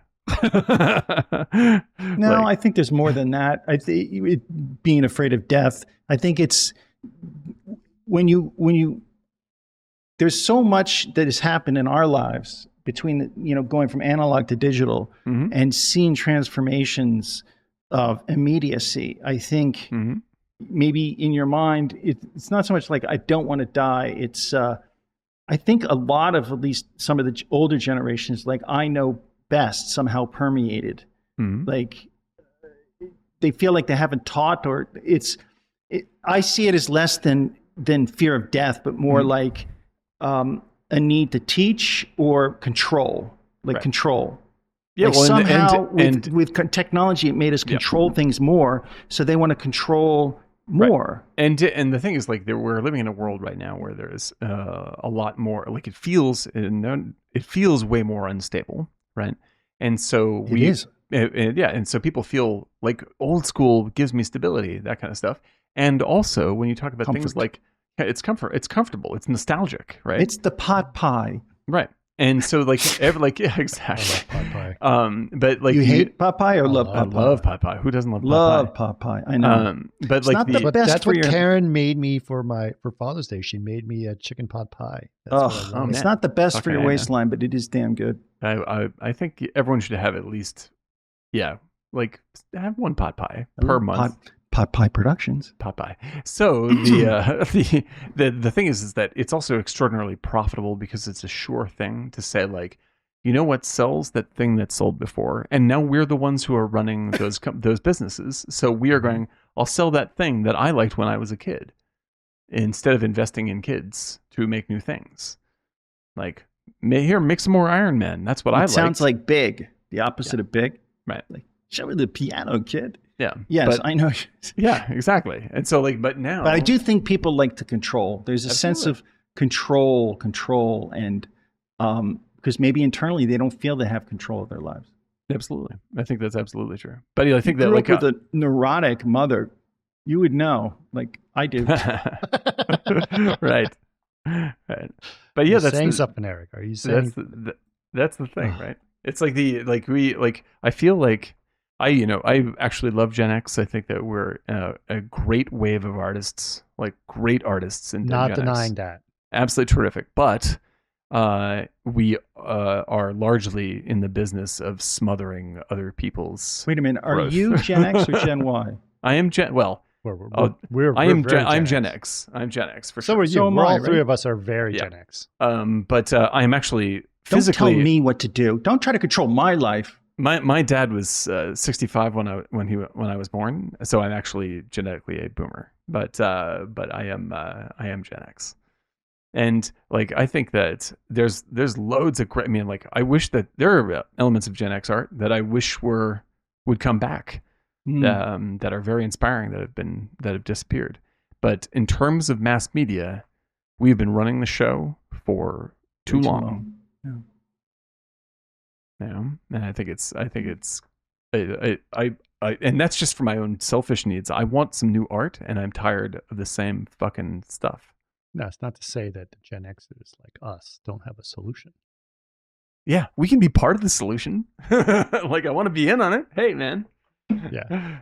I'm still here. Doesn't mean we need to step away. We just need to find a new way to do it. Yeah, but we can't just keep on nostalgically repeating the old garbage. We had Star Wars when we were kids because it was like nothing no one had ever seen. Why do we keep freaking feeding it to everyone else? Yeah. Oh, wait, how do we get to this conversation again? We always do. Yes. But now it could be said that because of our love of things that happened in the 70s, that we are nostalgic for the 70s. True, but we're more nostalgic for change, and now we're excited about seeing change again. Yes. Like this is, it's like what I said about I don't love the old movies I love, Third Man, for instance. I don't love that movie because it is old. It isn't its oldness that like if Third Man came out today, I'd be like, that movie fucking rules. The script is incredible. That's a great movie. And like if you love something of whenever, you should love it because it talks to you and it's happening for you now, right? So the people of the 70s, the artists of the 70s, and what happened in the 70s about film and how it resurrected creativity in Hollywood, I'm not nostalgic for it to be the 70s. What I want is for this dead zone of creativity to end that we are currently in. And you see something like Civil War, you go, maybe it can end. Maybe there is creativity out there. Maybe there is a business model that is viable to make great shit. Maybe. I do want to say, like, nostalgia. My wife got me this camp. W.C. Fields and Mae West. Mae West. Nice. Laserdisc? What is that? No, it's a freaking vinyl. Wow. Yeah. Nice. See, I like that shit too. That was way before I was born. Back when they used to know how to write comedy. Yeah. Certainly, it gets like we have to be careful because it does get into what's the great Woody Allen movie about traveling back into the past, like Sleeper. the anti nostalgia movie where he's Sleeper? No, it's where he's Zelig. Sleeper too. No, it's got Owen Wilson and That's great. The Paris something. Midnight in Paris. Right. And he's Which, by the way, was the frame today. Oh, nice. Yeah, like I love. Sorry for anyone who's trying to do frame today.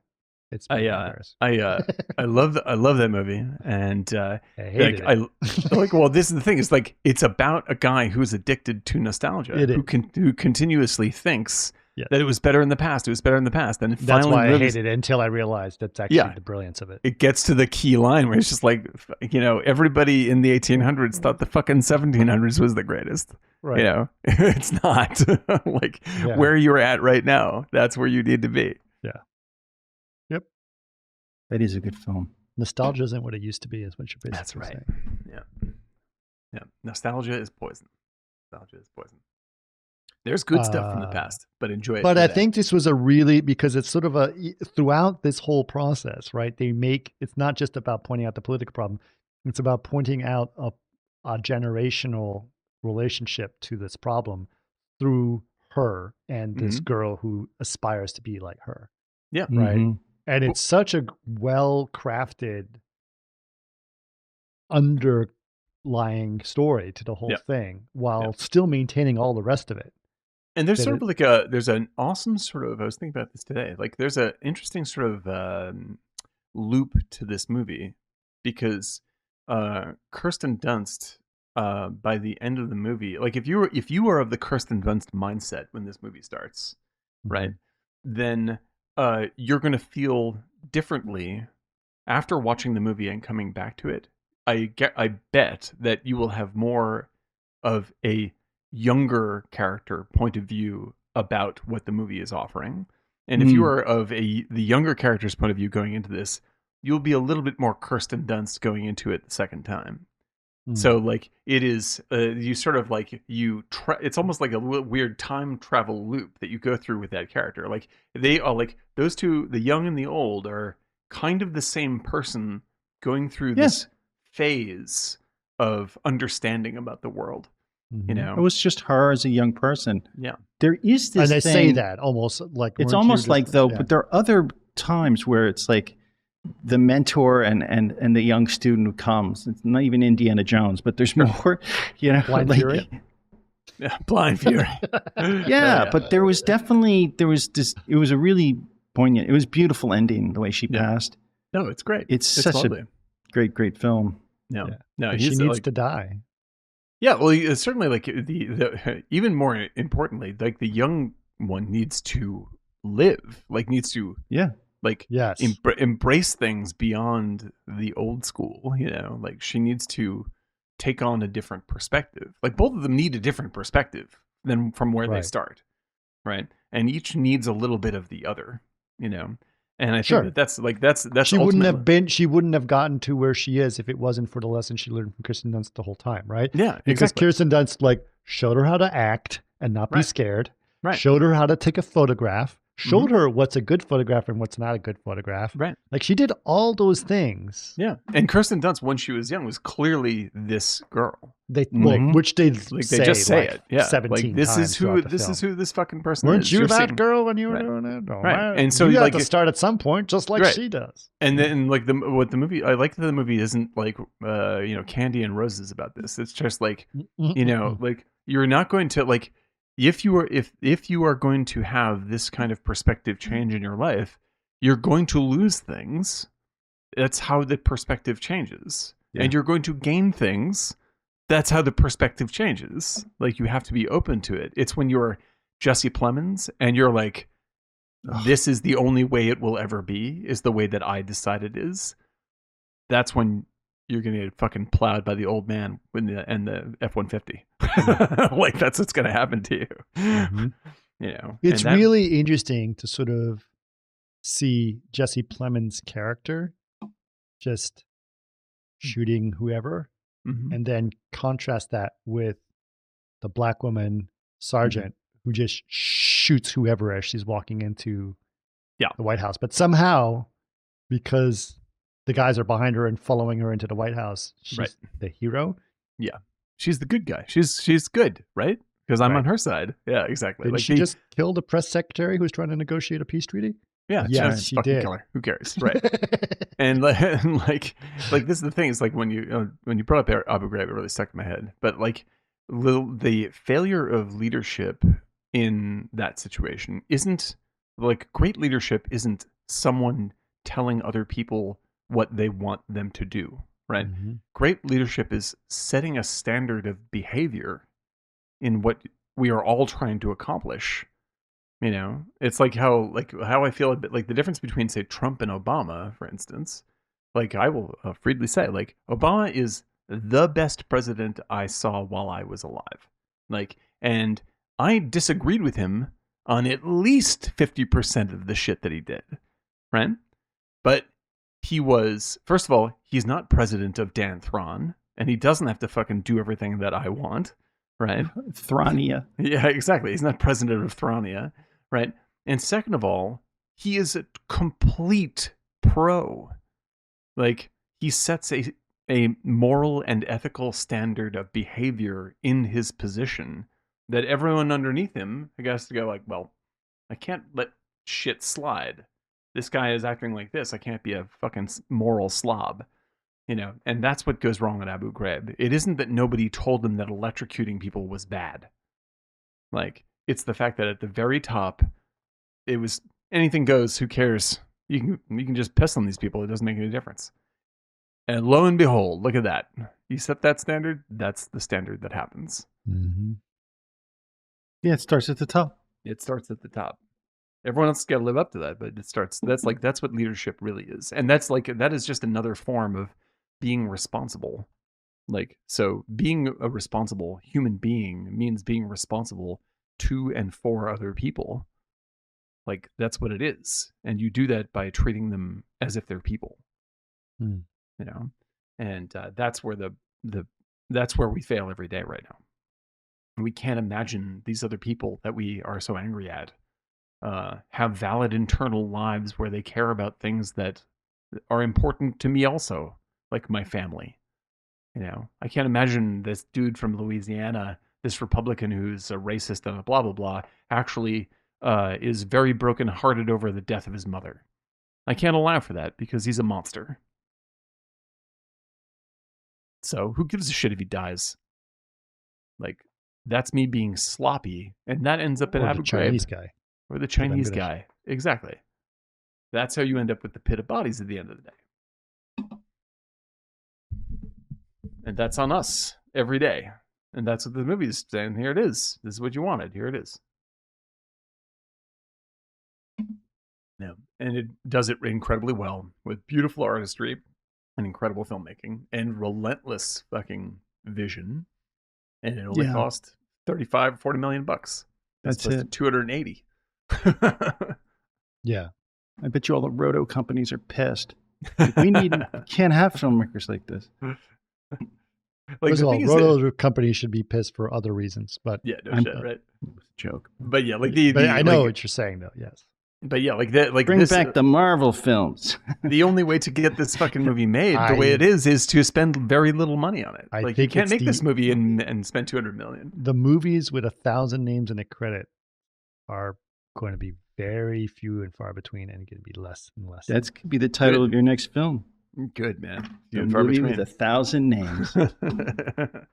Yeah.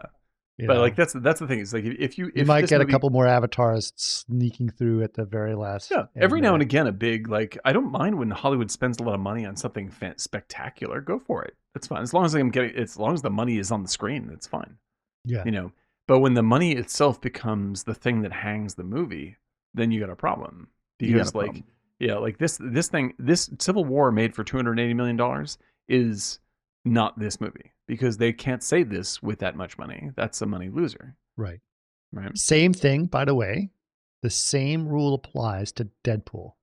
Mm-hmm. And that's a Marvel film, or kind of, you know. But right.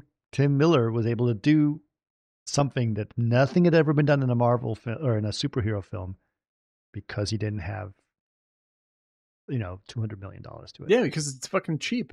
If it's cheap, they don't care. Like, then you have to rely on, other skills. Yeah, the movie's got to be good. Whoa. Yeah. But what? Do you think you can really write a really good story and plot that costs more than $100 million? I think you would have to be Francis Ford Coppola and sell your winery to do that. Like, I think that. So I'm talking about, like, to a studio. You can't write a compelling story for $100 million. It has to be less than that. I think you can make a great film, but the more money you spend, the more you are going to be up against um, saying complex and hard things, and you is have going a to lose you committee. money. Yeah, and committees get involved, etc. There are examples of great films that are made that are expensive, that are studio, and that happens now and again. But Give it me a definitely, couple examples, like really compelling, very expensive, very so like very very expensive. Let me think. like daring writing, like oh wow, Oh, any of those thin red lines. Yeah, sure. Like you get like Thin Red Line was expensive. Apocalypse What's Now his was name? expensive. Badlands director? Yeah, okay, Terrence Malick. okay, Yeah, those are Terrence good. Malick. Yeah, Every that's good Terrence call. Malick film. Yeah, It's But beautiful. were It's they a Yeah, they're great. masterpiece. $100 million? They spent a lot of money on his Yeah, stuff. it's like it's up there. You get a lot of stars. It's pricey, like probably 70. Okay, Like it's up there. okay. And then you have things Apocalypse like Now is 270s for that to count, but that's when they were like. well, it's throwing also money. like Apocalypse Now it was heavily leveraged by Coppola himself. Like he took Sure. on a lot of leverage for that. So Sure, yeah, okay. but it's I mean your point's like I think that there are great films like whatever Spartacus. That's an expensive movie. That's also like Barbie. a good film. Right, like Barbie, I don't like. I have, as I've said before, like I think that Barbie could be a great movie if they hadn't made a Barbie movie. Like they have a lot of great things they can say in Right. that movie, but they had to hack it down because it's basically a giant ad. Oppenheimer probably succeeded. Oppenheimer, yeah, there you go. So that happens. It certainly It happens. does happen. You're right. Right. I will take that. But it's extremely very rare. hard. Yeah, it's extremely hard, and you have to Right. build up You have to build up a Christopher Nolan level of credit, or have whatever a Barbie logo on it before they'll let you do it. Yeah. It's a very tricky thing to do. They need the return, and I It understand is a it's business. business. But the fact is like when you start expecting, whatever with Marvel, it is you're ultimately risking a lot of money when you don't tell risky stories, because Marvel starts telling generic garbage stories, people get tired of it, and suddenly they lose money. Like if you don't bring up great filmmakers and do challenging shit, even your tentpoles will fail. And so now, like Alex Garland is just like he's just made a shitload of money for A24. He may say he'll never make another movie. Maybe that's true, but like A24 will definitely pay him a shitload of money to make another movie. Yes. Sure. Like that's a good risk for them. Right. Oh yeah. And he gets to make the movie he wants. That's the big thing. You got a guy with a vision making a movie. You should invest in that. Yeah, but it's probably took a lot out of him. Can't imagine, man. Like for what we've been doing, that's a fuckload. That's a shit ton of work, and we're doing something short. Like doing And something like with this very is low. like, I mean, yeah. our story is not necessarily as It's not as weighty. It's weighty. Really? But that's the thing. It's like, I mean, it's not just at the level we're operating right now, which is stressful. It's extremely stressful. There's like a lot of shit going on, right? Yep. A lot of ins, a lot of outs, a lot of strands in the old duder's head. But then you go to watch Civil War, and you're like, how the fuck would you even start to make that movie? Yeah. Like it's radical, and it's a lot beautiful. of great people that work with him. Yeah. They just pick up the pieces and run with it. So I want to, I want to bring that because, I cannot tell you how proud I am of us doing the work we're doing. I know that we haven't even finished yet, so I can't really. It's talking very prematurely, but I think the reason we have done so well is one, we've been working really hard. We've been working together, figuring out how to get stuff done. We're all doing, and we also have figured out how to work with very talented people and just get, that's how it works. Yep. That's right. You get the right talent behind you, it's like it's going to get done. Yep. So, I mean, like that's the thing. You see something like Civil War, it's very inspiring to see that the level that we're working at obviously scales up. Like that's the only way for that to work, right? And when you have an incredibly tight, talented team like we have, and like Alex Garland has, like you can do these kinds of crazy things. Like from the outside, you're like, holy shit! Like how did that even get done? But that's the magic trick. Right. That's the beauty. But I think also, I also believe that A24 is making a statement in this. Like, we're the studio that you can do this shit in. Yeah. We're the studio that's going to put more money than we traditionally do into movies like this. Yeah. So that there's going to be, in a sense, this film is an advertisement to good filmmakers. So like, you want to make a good movie? Absolutely. You're not going to get it done at the other studios. You're going to get it done at A24 is your home if you want that, right? Yeah. And the thing is, like, we talk about it a lot, but it's like the brilliance, because we say things like, Hollywood used to have essentially the way that big baseball team goes to the farm league to see who's up and coming, and then hires those pitchers up into the big leagues, right? And Hollywood used to have exactly that relationship all the time, and they used to have little shingles like Disney would have, Touchstone, whatever it is, and you hit like Fox Spotlight and whatever. Spotlight, and you're just like, oh, like this guy over here looks like he's doing good. Let's bring Paul Greengrass up and see what he does with a big action movie, right? That kind of stuff. And we have not been doing that successfully lately at all, right? A24 is the first company to try to do that within itself. Right. Like they start with the farm league and they go up. And they're leveling it up into big studio. Right. Yeah. Like that's actually. But they took chances of like the two brothers. What is it? Uncut Gems. Uncut Gems. Yeah. Yeah. It's Safdie just brothers. like yeah. They just took chances with guys like that. I mean, it's just like smart. It's how they're really smart too is if you go to their website, they have these beautiful books, and they're the scripts and behind the scenes photos of all the stuff, and they have their own publishing house. It is so awesome. Like they're just like the most incredible books. Yep. And it's like, who thinks like that except unique, filmmakers? Yeah. Like they know their audience. They know it, like, because they are their audience. Like, that yeah, you're right. If you go to any of those people's houses, I guarantee you there's a lot of tashin. There's a lot of tashin. A lot of tashin going on. It's called the Tashin effect. A couple of films that A24 has done. Tash for short. Civil War, The Iron Claw, which was a funny interpretation. I just saw the TV Glow. Florida Project, and it fucking ruled. I saw the TV Glow. Really? Yeah, great. Talk to Me. They did Talk to Me as well. Yeah. Also really interesting. Yeah. That's something we should probably do at some point. Have you seen Herzog's new movie, the one that won Cannes? Oh, I want to see that. What is it? What? Werner Herzog. Somebody I know saw it over the weekend. No, not Werner Herzog. Are you talking about Wim Wenders' new film?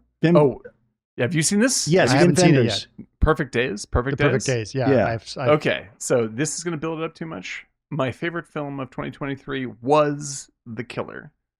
It's now Perfect Days. Perfect Days is unbelievably good. Yeah, I got to see it. It is one of the Wim Wenders' best movies, and that's saying, like, I would put that up there. Paris, Texas, fucking Wings of Desire. The American Friend. I want to see it too, and I. It's funny because I keep claiming that I'm not a big Wim Wenders fan, but I love all his films.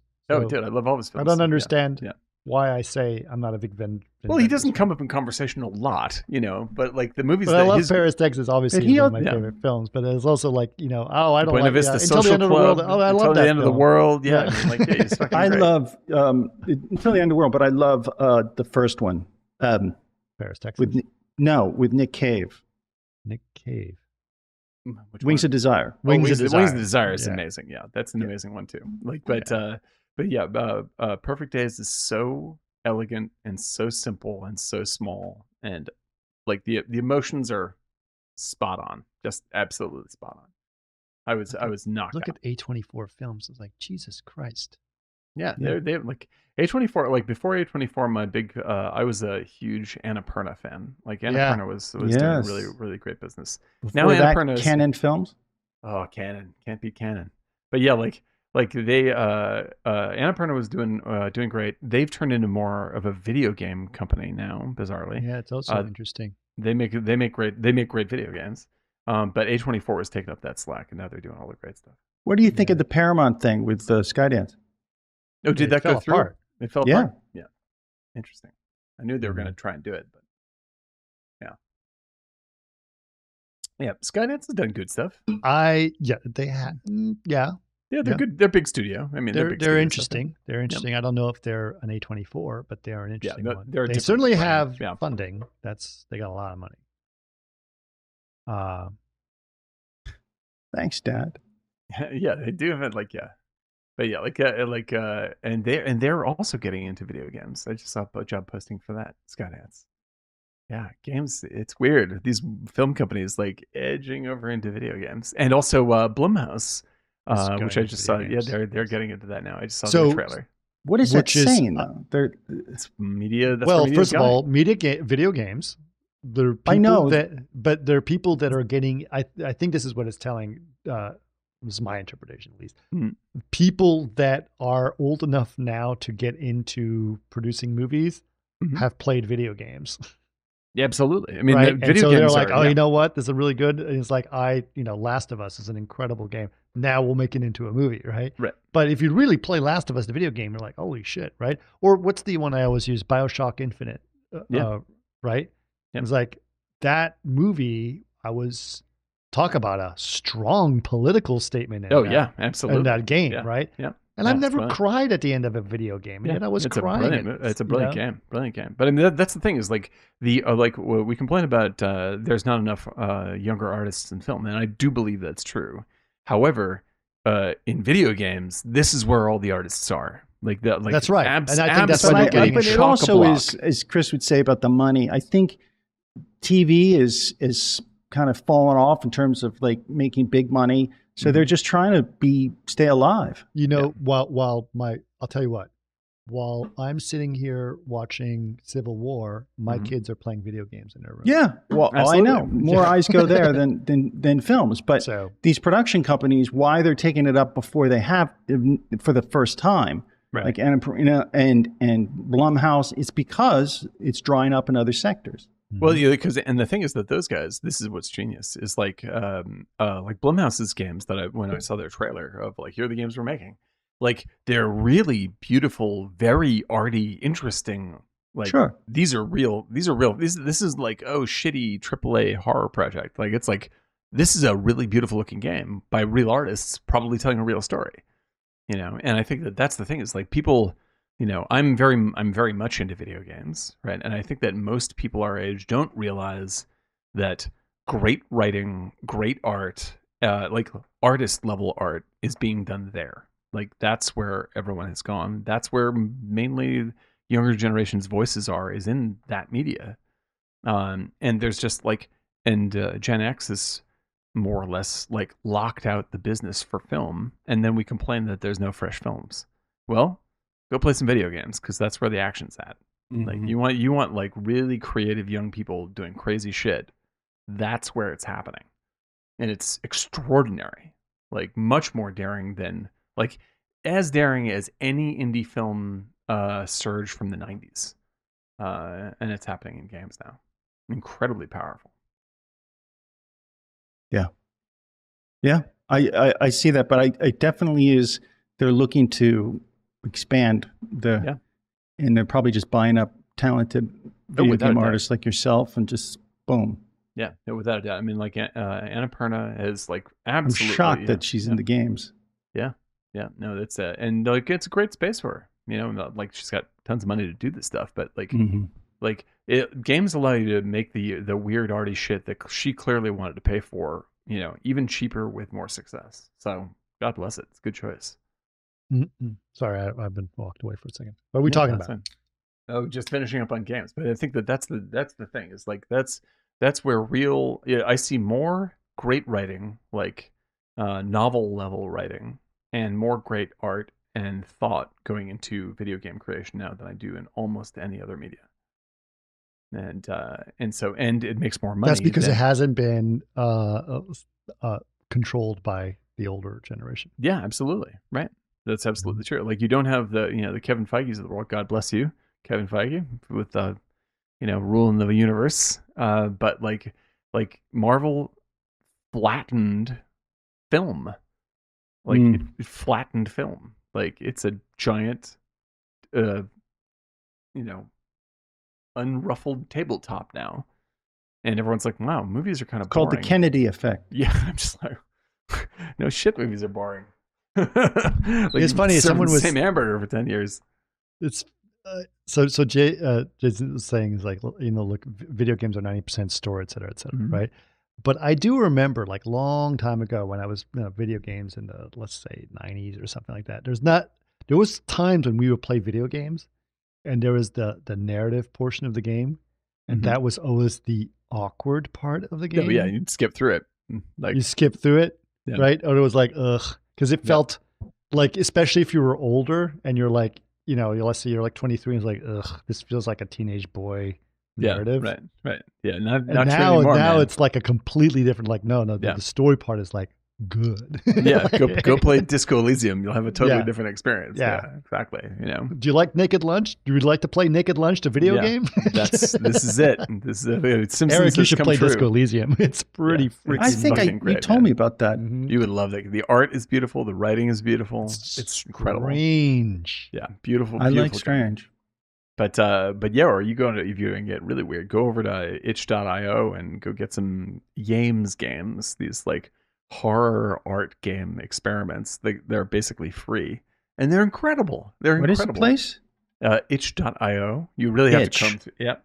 And like these are people that are putting games up largely for free, and they're just creating bizarre interactive art. And it's fantastic. There's Love tons that. of this stuff. It's insane. It's insane. Mm. And that's where indie filmmaking was circa 1993. Yeah. And I'm glad that it's still alive. The feeling is still alive. But that's what I miss in movies. Yep. It's gone. It's It'll gone. always come back. It'll always come back. It'll always come back. But yeah, man, it's like you see something like Civil War and you remember what it's like to be in a good theater, good sound, fucking scary as hell, overwhelming, amazing. Like that movie commands your attention. Like you can't you can't imagine like looking at your phone in the middle of Civil War. Oh, is Jesse No. Plemons still doing that shit? I watched it twice and I loved it so much. And watching it the second time, it was like watching for the first time. That's a good sign. Yeah, It's called the that's it. Goodfellas effect. That is it. Because man. once you have stuff like that, it's just Do you so good. It is not a Saturday matinee film. It is not Overboard yeah. or even Goodfellas, which I can totally watch on a Saturday. Which is fun. Goodfellas is both a great film and a fun film. Yeah, I would well, say it's Civil War is become a hard fun ride. over the years. But Yeah. when you first saw Goodfellas, I Oh, it literally blew went my back to mind. the theater, and it was just like, what did I just see? Yeah. It was I so can't, great. and was watching it for the first time. But after over the years, you miss that and you take any little nuance of it and relish it. But when it first came out, I was living in the city. I was like, holy Christ, this is. Oh yeah. It was just blew me away. Yeah, that's Blew one of me the most away. electric experiences I've ever had in a movie theater, seeing that for the first time. I was like dumbfounded. I've never seen a movie like that at all. Like, what are the movies that you have turned around? Have you, like, where you watched it and then you bought another ticket and watched it again? Do you have movies like that? I have like one or two, like maybe three. Das Boot. I remember doing that for Where Das you Boot. watched it at the theater Yep. and you bought a ticket right after. Like, Das Boot you was didn't leave the just theater. like- You watched it again. You paid Yeah. to see it again. Beetlejuice, Das Boot, Yeah, Das and Boot's great. Hannah and Her Sisters. I did. I remember that. And Crimes and Misdemeanors. I did. Yeah, I just great. love crime. I love Crimes and Misdemeanors. Yeah. Great. And So I don't do that. I'll just say that right out. I wouldn't do that. I don't do it very much. It's very, very rare. Only When I was reason younger, I I would, did it. I would That's why. do that in a theater is because I need to see it in the theater before it goes away again. It's an experience that needs to be theatrical for me to have that. no, that's what I'm So- saying. The movie theater. Yeah. This was the I 80s. understand, but I'm not that precious about movie theaters as you guys are. Okay. Oh, like I. No, I'm just saying No, like in it doesn't the do with the 80s, theater. It's the fact In that the didn't have a 80s, I choice. agree. Well, But yeah, hold like, on. But the point out I did it for Avatar because I saw it with Brady and I wanted to see it with Lily. Oh, it's spectacular. Right. Great, And as great. I got to take her to see this IMAX one. Like, because it's the only way. It's like someone she needs to see this as part of this. Right. So that Right. was my whole, and that's very selfish that I should do that for her, but she indulged me and she went to go see it. Then the other one I did, it's not quite that. Blade Runner 2049 was very Yep. close to that. Yep. No, I definitely did. I watched that. I mean, I Because watched that it, was so an I- experience. Like, oh, that's Yeah. an That experience. was- I'm well, not the thing is, quite yeah, The sure I sound wanna- experience of that was incredible. Yeah. Well, the thing Didn't is, like, quite want it to end, so I had to watch it again right away. I don't. I mean it less in terms of like I have to see it in the movie theater again. More just that I have to see it again. Like if I saw it for the first time on VOD, Yeah, definitely. and then Yes. I would watch it again that night. Yeah. Like there are movies there. I've done that on VOD like probably 10 to 20 times. But Okay. in movie theaters, because going to see a movie, even when you love movies, there's an in extra theaters, step and there's money that like, has to be spent. yeah, I mean, like it's an extra investment when you're just like, Right. you're at the movie theater and it's like, oh fuck, I have plans, I got to change all my plans. This is getting very expensive. If the movie's that good that you go to see it at the theater the same day, like that is a very, very rare movie. Yeah, because then it is you- it's an your whole day expensive is pain in the gone. ass. Yeah, Right. exactly. And so I'll like tell you I've done- another film that I would totally do that with in terms of VOD or whatever is The Fall Guy. nice. That film I got to see this thing. is not a great work of art. It is just If it's a blast, it's a blast. fun. Man. It's fun. That's all I care a about. film that I think is highly underrated. At some point, we're going to cover it at San Martin Giant because it was like, No, I'm looking forward to it. Yeah, that's it's gonna be fun. funny. Like, you know, and I had Like no clown intention. funny, like I'm Yeah, like usually funny. It's just great. I had Yep. no intention of liking this film. I was like, whatever. I love Right? Gosling. I love her. He's I'm in. so good. He's brilliant. I'm just, Yeah, I'm in. but, and probably the one thing that saves this movie. But I saw this, and then Brady went to go. I didn't see it, but Brady went to go see it, and he goes, "I think that's my favorite movie of all time." That's And I was amazing. That's great. I said, That's "Okay, awesome. okay." So to me, you know, sometimes your kids have a taste that's different than yours, but at All the the same time, time, yeah. I felt like I owe You it gotta to go. him to watch this and understand what his point of view. Right. And I was like, I This movie rules. totally get it, It's right? amazing. Totally get it. Whatever people feel that way about, I back it, man. Like I don't care if I hate it. It doesn't make any Right. difference. Like if you feel that way about a piece of art, then I'm excited for you. Yeah, And that's here's exciting. another thing that's also interesting about this film. If you really think about The Fall Guy, is it's a movie about filmmaking, Yeah, right. right? That's And right. it makes a statement about today's current filmmaking Mhm. in a very subtle way while still being a very expensive A $100 million ludicrous film action movie to do, with, yeah, right? expensive stars. Yeah, right. And it's pretty. And when I think the biggest issue that movie has, which is always a classic things of good movies that get low traction, it's got a terrible trailer, Yeah. right? Yeah. Terrible trailer where I was like, I have no interest in this. It looks like kind of dumb, whatever. Well, it looked like I was going to watch it on Netflix, and I was going to be fine with that. It did. It had Yeah. that Netflix. Okay, Yeah. I guess I'll watch it. yeah, and it Yep. will, and you'll Yep. watch it a million times on Netflix. It'll be something sure. like, oh, this Yeah, is so I'm much down. fun. Yeah. Yeah, there you go. I worked on the trailer for The Fall Guy. Nice. Nice. Sorry. It happens. Sometimes we say these things. Well, I think the trailer did not give it justice. It did not give you enough context. You felt like, oh, this is a movie about a stunt guy, which is a true statement, but you Right. didn't get the because it's selling you on the action as opposed Right. to Ryan Gosling being how great hilarious. Ryan Gosling is. I fucking love that guy. I love that guy. Have I you like him seen in- him in the Beavis and Butthead outfit? No, I Yes. haven't seen that yet. The SNL, I have not seen that yet. Have you seen that, Chris? What did I see? Yeah, What? Beavis and Yes, Butthead. I did. Yeah. I did. I It's am perfect. I am very, very, very, very, very excited about Ryan Gosling playing the main character in Project Hail Mary. Oh yeah. Great book. Fuck, what a great book. That is Oh. a genuine Arthur C. Clarke like level science fiction masterpiece. Oh, Great book. Yeah. so Man. good. Now, do you know anything about Project Hail Mary, Eric? I do not, Okay. except that it's the Joe Namath story. It is. No. And yes. Oh yeah. I'm sorry. We're talking about the No. other one with the alien. It is So, not. It is. It is a science It fiction. could be though.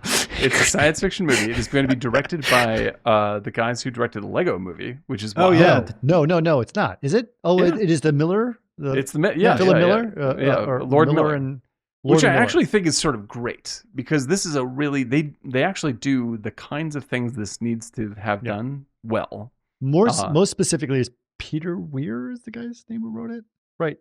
No, So it's he's Andy a Weir. filmmaker. Andy Yeah. Weir. Andy Andy Weir. Weir. Andy Weir wrote The Martian, very famously wrote The Martian and made into a movie, which is very well received. This is The Martian's very good. This is significantly better than The Martian as a story, I think. This is a terrific book. Yeah, it's a great big adventure. It's a great big emotional sort of good story. Like Ryan Gosling has a great character to dig into on this thing. That's going to be really great. It's got like spectacular science fiction bullshit in it, which is all like leveraged around fun science. Bullshit. You know, it's just insane. You know, it's just an adventure, a pure adventure. I was listening to the audiobook because that's how I read books these days, and which is, by the way, a very good experience for this book. Right. If you want to watch or listen to the Hail Mary, try the audiobook version. Not to try to give too much away, but sound plays an important part in the story, and they use it in the audiobook. Yep. But because of the nature of the story, the person, you always have someone you picture playing out the movie when you're reading a book or, and so to me, it was Sam Rockwell because of Moon. I felt. Yeah. Right. I got to visit that again. That was a great film. Good film. Very good film. Yeah. That's a nice bit of work. This has it has that kind of loneliness, the kind of loneliness that Moon has. Lonely. The whole film is about isolation and loneliness, and finding friendship in loneliness, and finding friendship, and it is also unlikely friendship, right? Yeah, it is also just a radically fun adventure story. Mm-hmm. You know, it's a good Apollo 13-ish. How the fuck is he gonna get out of this kind of routine? And you just it's a page turner like you wouldn't believe. It's fantastic. It's just so much fun. There's nothing more fun than watching smart people figure out hard problems under major stress. And that's what this book is centered around. Like it comes up with a really clever problem to try to solve, and watching this dude and his buddy work it out is it's hilarious. It's absolutely so good. Yeah. When is it coming out? I don't know, but I can tell you this: Paul Lambert is the VFX supervisor on it. That means it's gonna look great. Paul Lambert, a good friend of ours, Digital Domain, won his Oscar for Man on the Moon and Blade Runner 2049, and then did Dune and Dune 2. The guy's the best in the business, I would venture to say. Yeah, he's right up there with the top VFX supervisor of all time. He's up there now. He's in the pantheon now. Once you do Dune 2, you're in. You get let in. That's that. But and I'll say one of the nicest guys in show business. Super nice. I sat next to him on Oblivion, and he and I worked very closely on Oblivion. Yeah. And you don't have to be a douchebag to get great work done. Nope. Yep, there it is. That wasn't bad. But that's good. I've been trying to get him on the podcast, but I can't seem to get in touch with him. But thankfully, Jake is he'll do it. He'll just has to finish what he's working on. It's what is he working on? He's working on Project Hail Mary. I was like, oh fuck. Dude, and the thing is, I get especially his work, Paul's work on First Man. First Man is fucking great. That's a great movie, and the space stuff, especially the re-entry stuff and all that, is terrifying, beautifully done, and that is very much in the zone for Project Hail Mary. Mm-hmm. It's a space adventure, but it's not like Star Wars space adventure. It's you are fucked. Think about it, right? It's Andy Weir. He talks about space in the most stark closely terms. Scientific way as possible, right? Yeah. So, space is not your friend. Space is bad. Space is hard. Space is hard. Space is death. Yeah. Similarly, I am reading a terrific Neil Stephenson book called Seven Eves. And it is I just learned that Ron Howard has the rights to this thing, and wants to make it into a big movie. And I'm if Ron Howard can bring his 13 Lives game to that space adventure, then we have one of the best science fiction movies ever made. Speaking of science fiction movies that has been sitting in the wing for the last 20 plus 30 years, what's ever happening with Project Roma? Oh, I don't know. Because that's the Arthur C. Clarke story. Yeah, it was Arc thing. It's a Rendezvous with Rama, Rendezvous with Rama. Yep, and it's Morgan Freeman has owned the rights for a very long time. It seems like he's made a deal with Denis Villeneuve to make it. It hasn't been said out loud yet, but that seems to be it. Villeneuve is going to do 1 or 2 movies. Rama, thank you, Jason. Rama Dennis, that's okay. Yep, and so like Villeneuve is doing a movie next called Nuclear War, which is based on a nonfiction analysis of what would happen if we went to a full-scale nuclear war, which will be a good time. And then after that, he is probably doing Rendezvous with Rama, which is a classic novel and definitely in his wheelhouse. And then he's doing Dune 3 probably. So it's going to be a little while for Dune 3. But Rama is a perfect thing for him. Wow. Dune So he's 3. taking a big break for Dune 3. Yeah. And he should. Because, I've heard basically HBO Max, which I'm almost came to the point of writing off, created a really good side story of Dune episodic stuff. Oh yeah, they're doing it. It's called The Sisterhood. The Sisterhood, and it's about the whatchamacallem. Yeah, the Bene Gesserit. Yeah, like I'm on the very knife edge of canceling HBO, and that's the fucking deal breaker right there. Yeah, I know. Same. I canceled. Because they just canceled Scavenger's Reign, which is fucking and they raised their prices. They raised their prices. Really again? Yes. They canceled Tokyo Vice, which is fucking incredible. I know. And I was like, fuck you guys. I'm sick of this stuff. Like all your house flipping shows and Discovery bullshit. Here's another thing that I think is interesting that has come up on my tech podcast. The people have been saying, I like streaming models because I can cancel at any time, right? And history has shown that doesn't happen. People think, oh, I'll join it to watch this series and then I'll quit. They stay and they get charged and they don't watch it and that's it. And so the big reason why streamers are now fighting for sports is for that exact reason. Oh, you'll buy it for the Olympics and then you'll forget it. That's the new frontier. That's the new frontier. That's right. Yeah. Yeah, no, it makes sense. You'll forget to unsubscribe. Yeah, that's why I still have Peacock. Like, why have Peacock? You pay for it?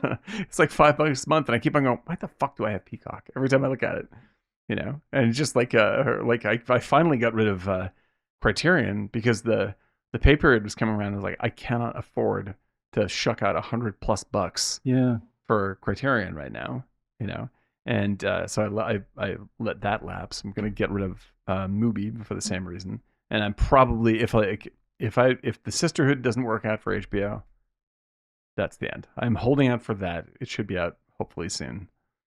But what a fucking trash heap that thing.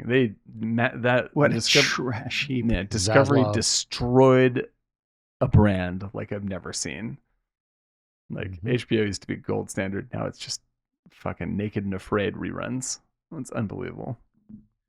Oh my god.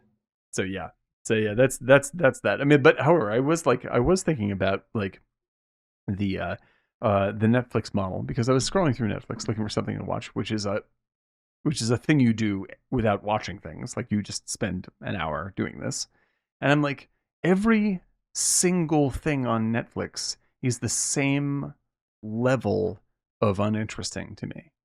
Like it's maybe on Netflix. Almost it's really every strange single thing. It's the same vague. I'll tell you where Netflix redeemed itself. Shit. Netflix redeemed itself by showing Godzilla -1. They know that. Absolutely. Okay.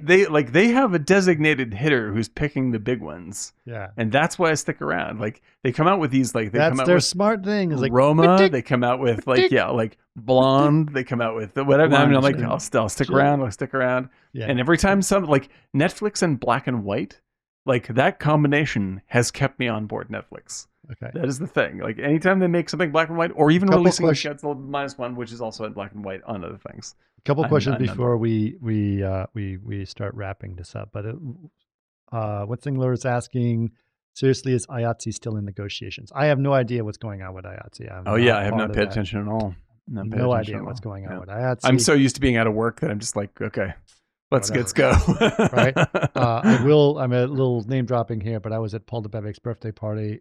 And by the way, there's better networking there than at the Oscars and VES Awards combined. Oh, I'm sure. At some huge names in visual effects, all of which are out of work. Yeah. Really? It's fucking ugly, boy. Yeah. Ugly. Yep. Like both video games and VFX are screwed right now. I'm not going to and name those- names because I don't want those are to, the but things. Paul Debevic. Yeah.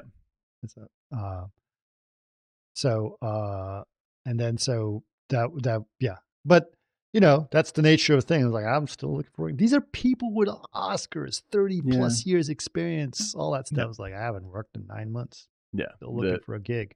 The world's changing place. Yeah. That's what it is. That's So when you got to take big swings. That's a big thing. So it will change. I think things will change. It's not Mhm. going to be the same world. So if you expect to go back and work on, Doctor Strange 5, it's not going to happen. That's So you're gone. going to That's have to sort of gone. adapt to something different. Mhm. But let's wrap up Civil War. I think, I'm glad we were able to do it. It's fantastic. Yep. Terrific movie. And really great. Good to be back, guys. Yeah. good to be No, that was back. very fun. Good We times. haven't done one in a while. We will do one in a few weeks again, so don't worry. We'll have another one out there. Yep.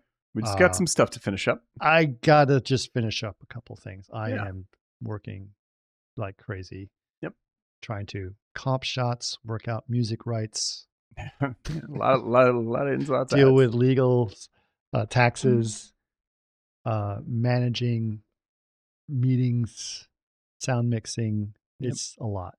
Unruly times, but it's all Yeah. worth it. It's going to be beautiful. You'll see. So, and you guys are a very good team to work with. So thank you Yep. for making this thing. It's fun, man. It's fun. Yeah, it's fucking good. It's good stuff. Good stuff. Oh, right on. Okay. You guys ready to wrap this up? Let's do it. Yes. Wait. Okay. Hold on a second. One thing it says, wait, Chris, was it Paul who actually, but actually Johnny G's birthday? No. Johnny G's? No, it was not Johnny G's. I think I know you're talking about Johnny G's. It was Paul's birthday party. It was at his house, and he was great. Very nice guy. I've known Paul for many, many years. Nice. All right. Ready to do this? Let's Yes. do it. Thank you, everybody in chat. Drink. Talk. Let's do it. Drink. Okay, start over. All right, let's okay. take two. All right, take two. Drink. Talk. Drink.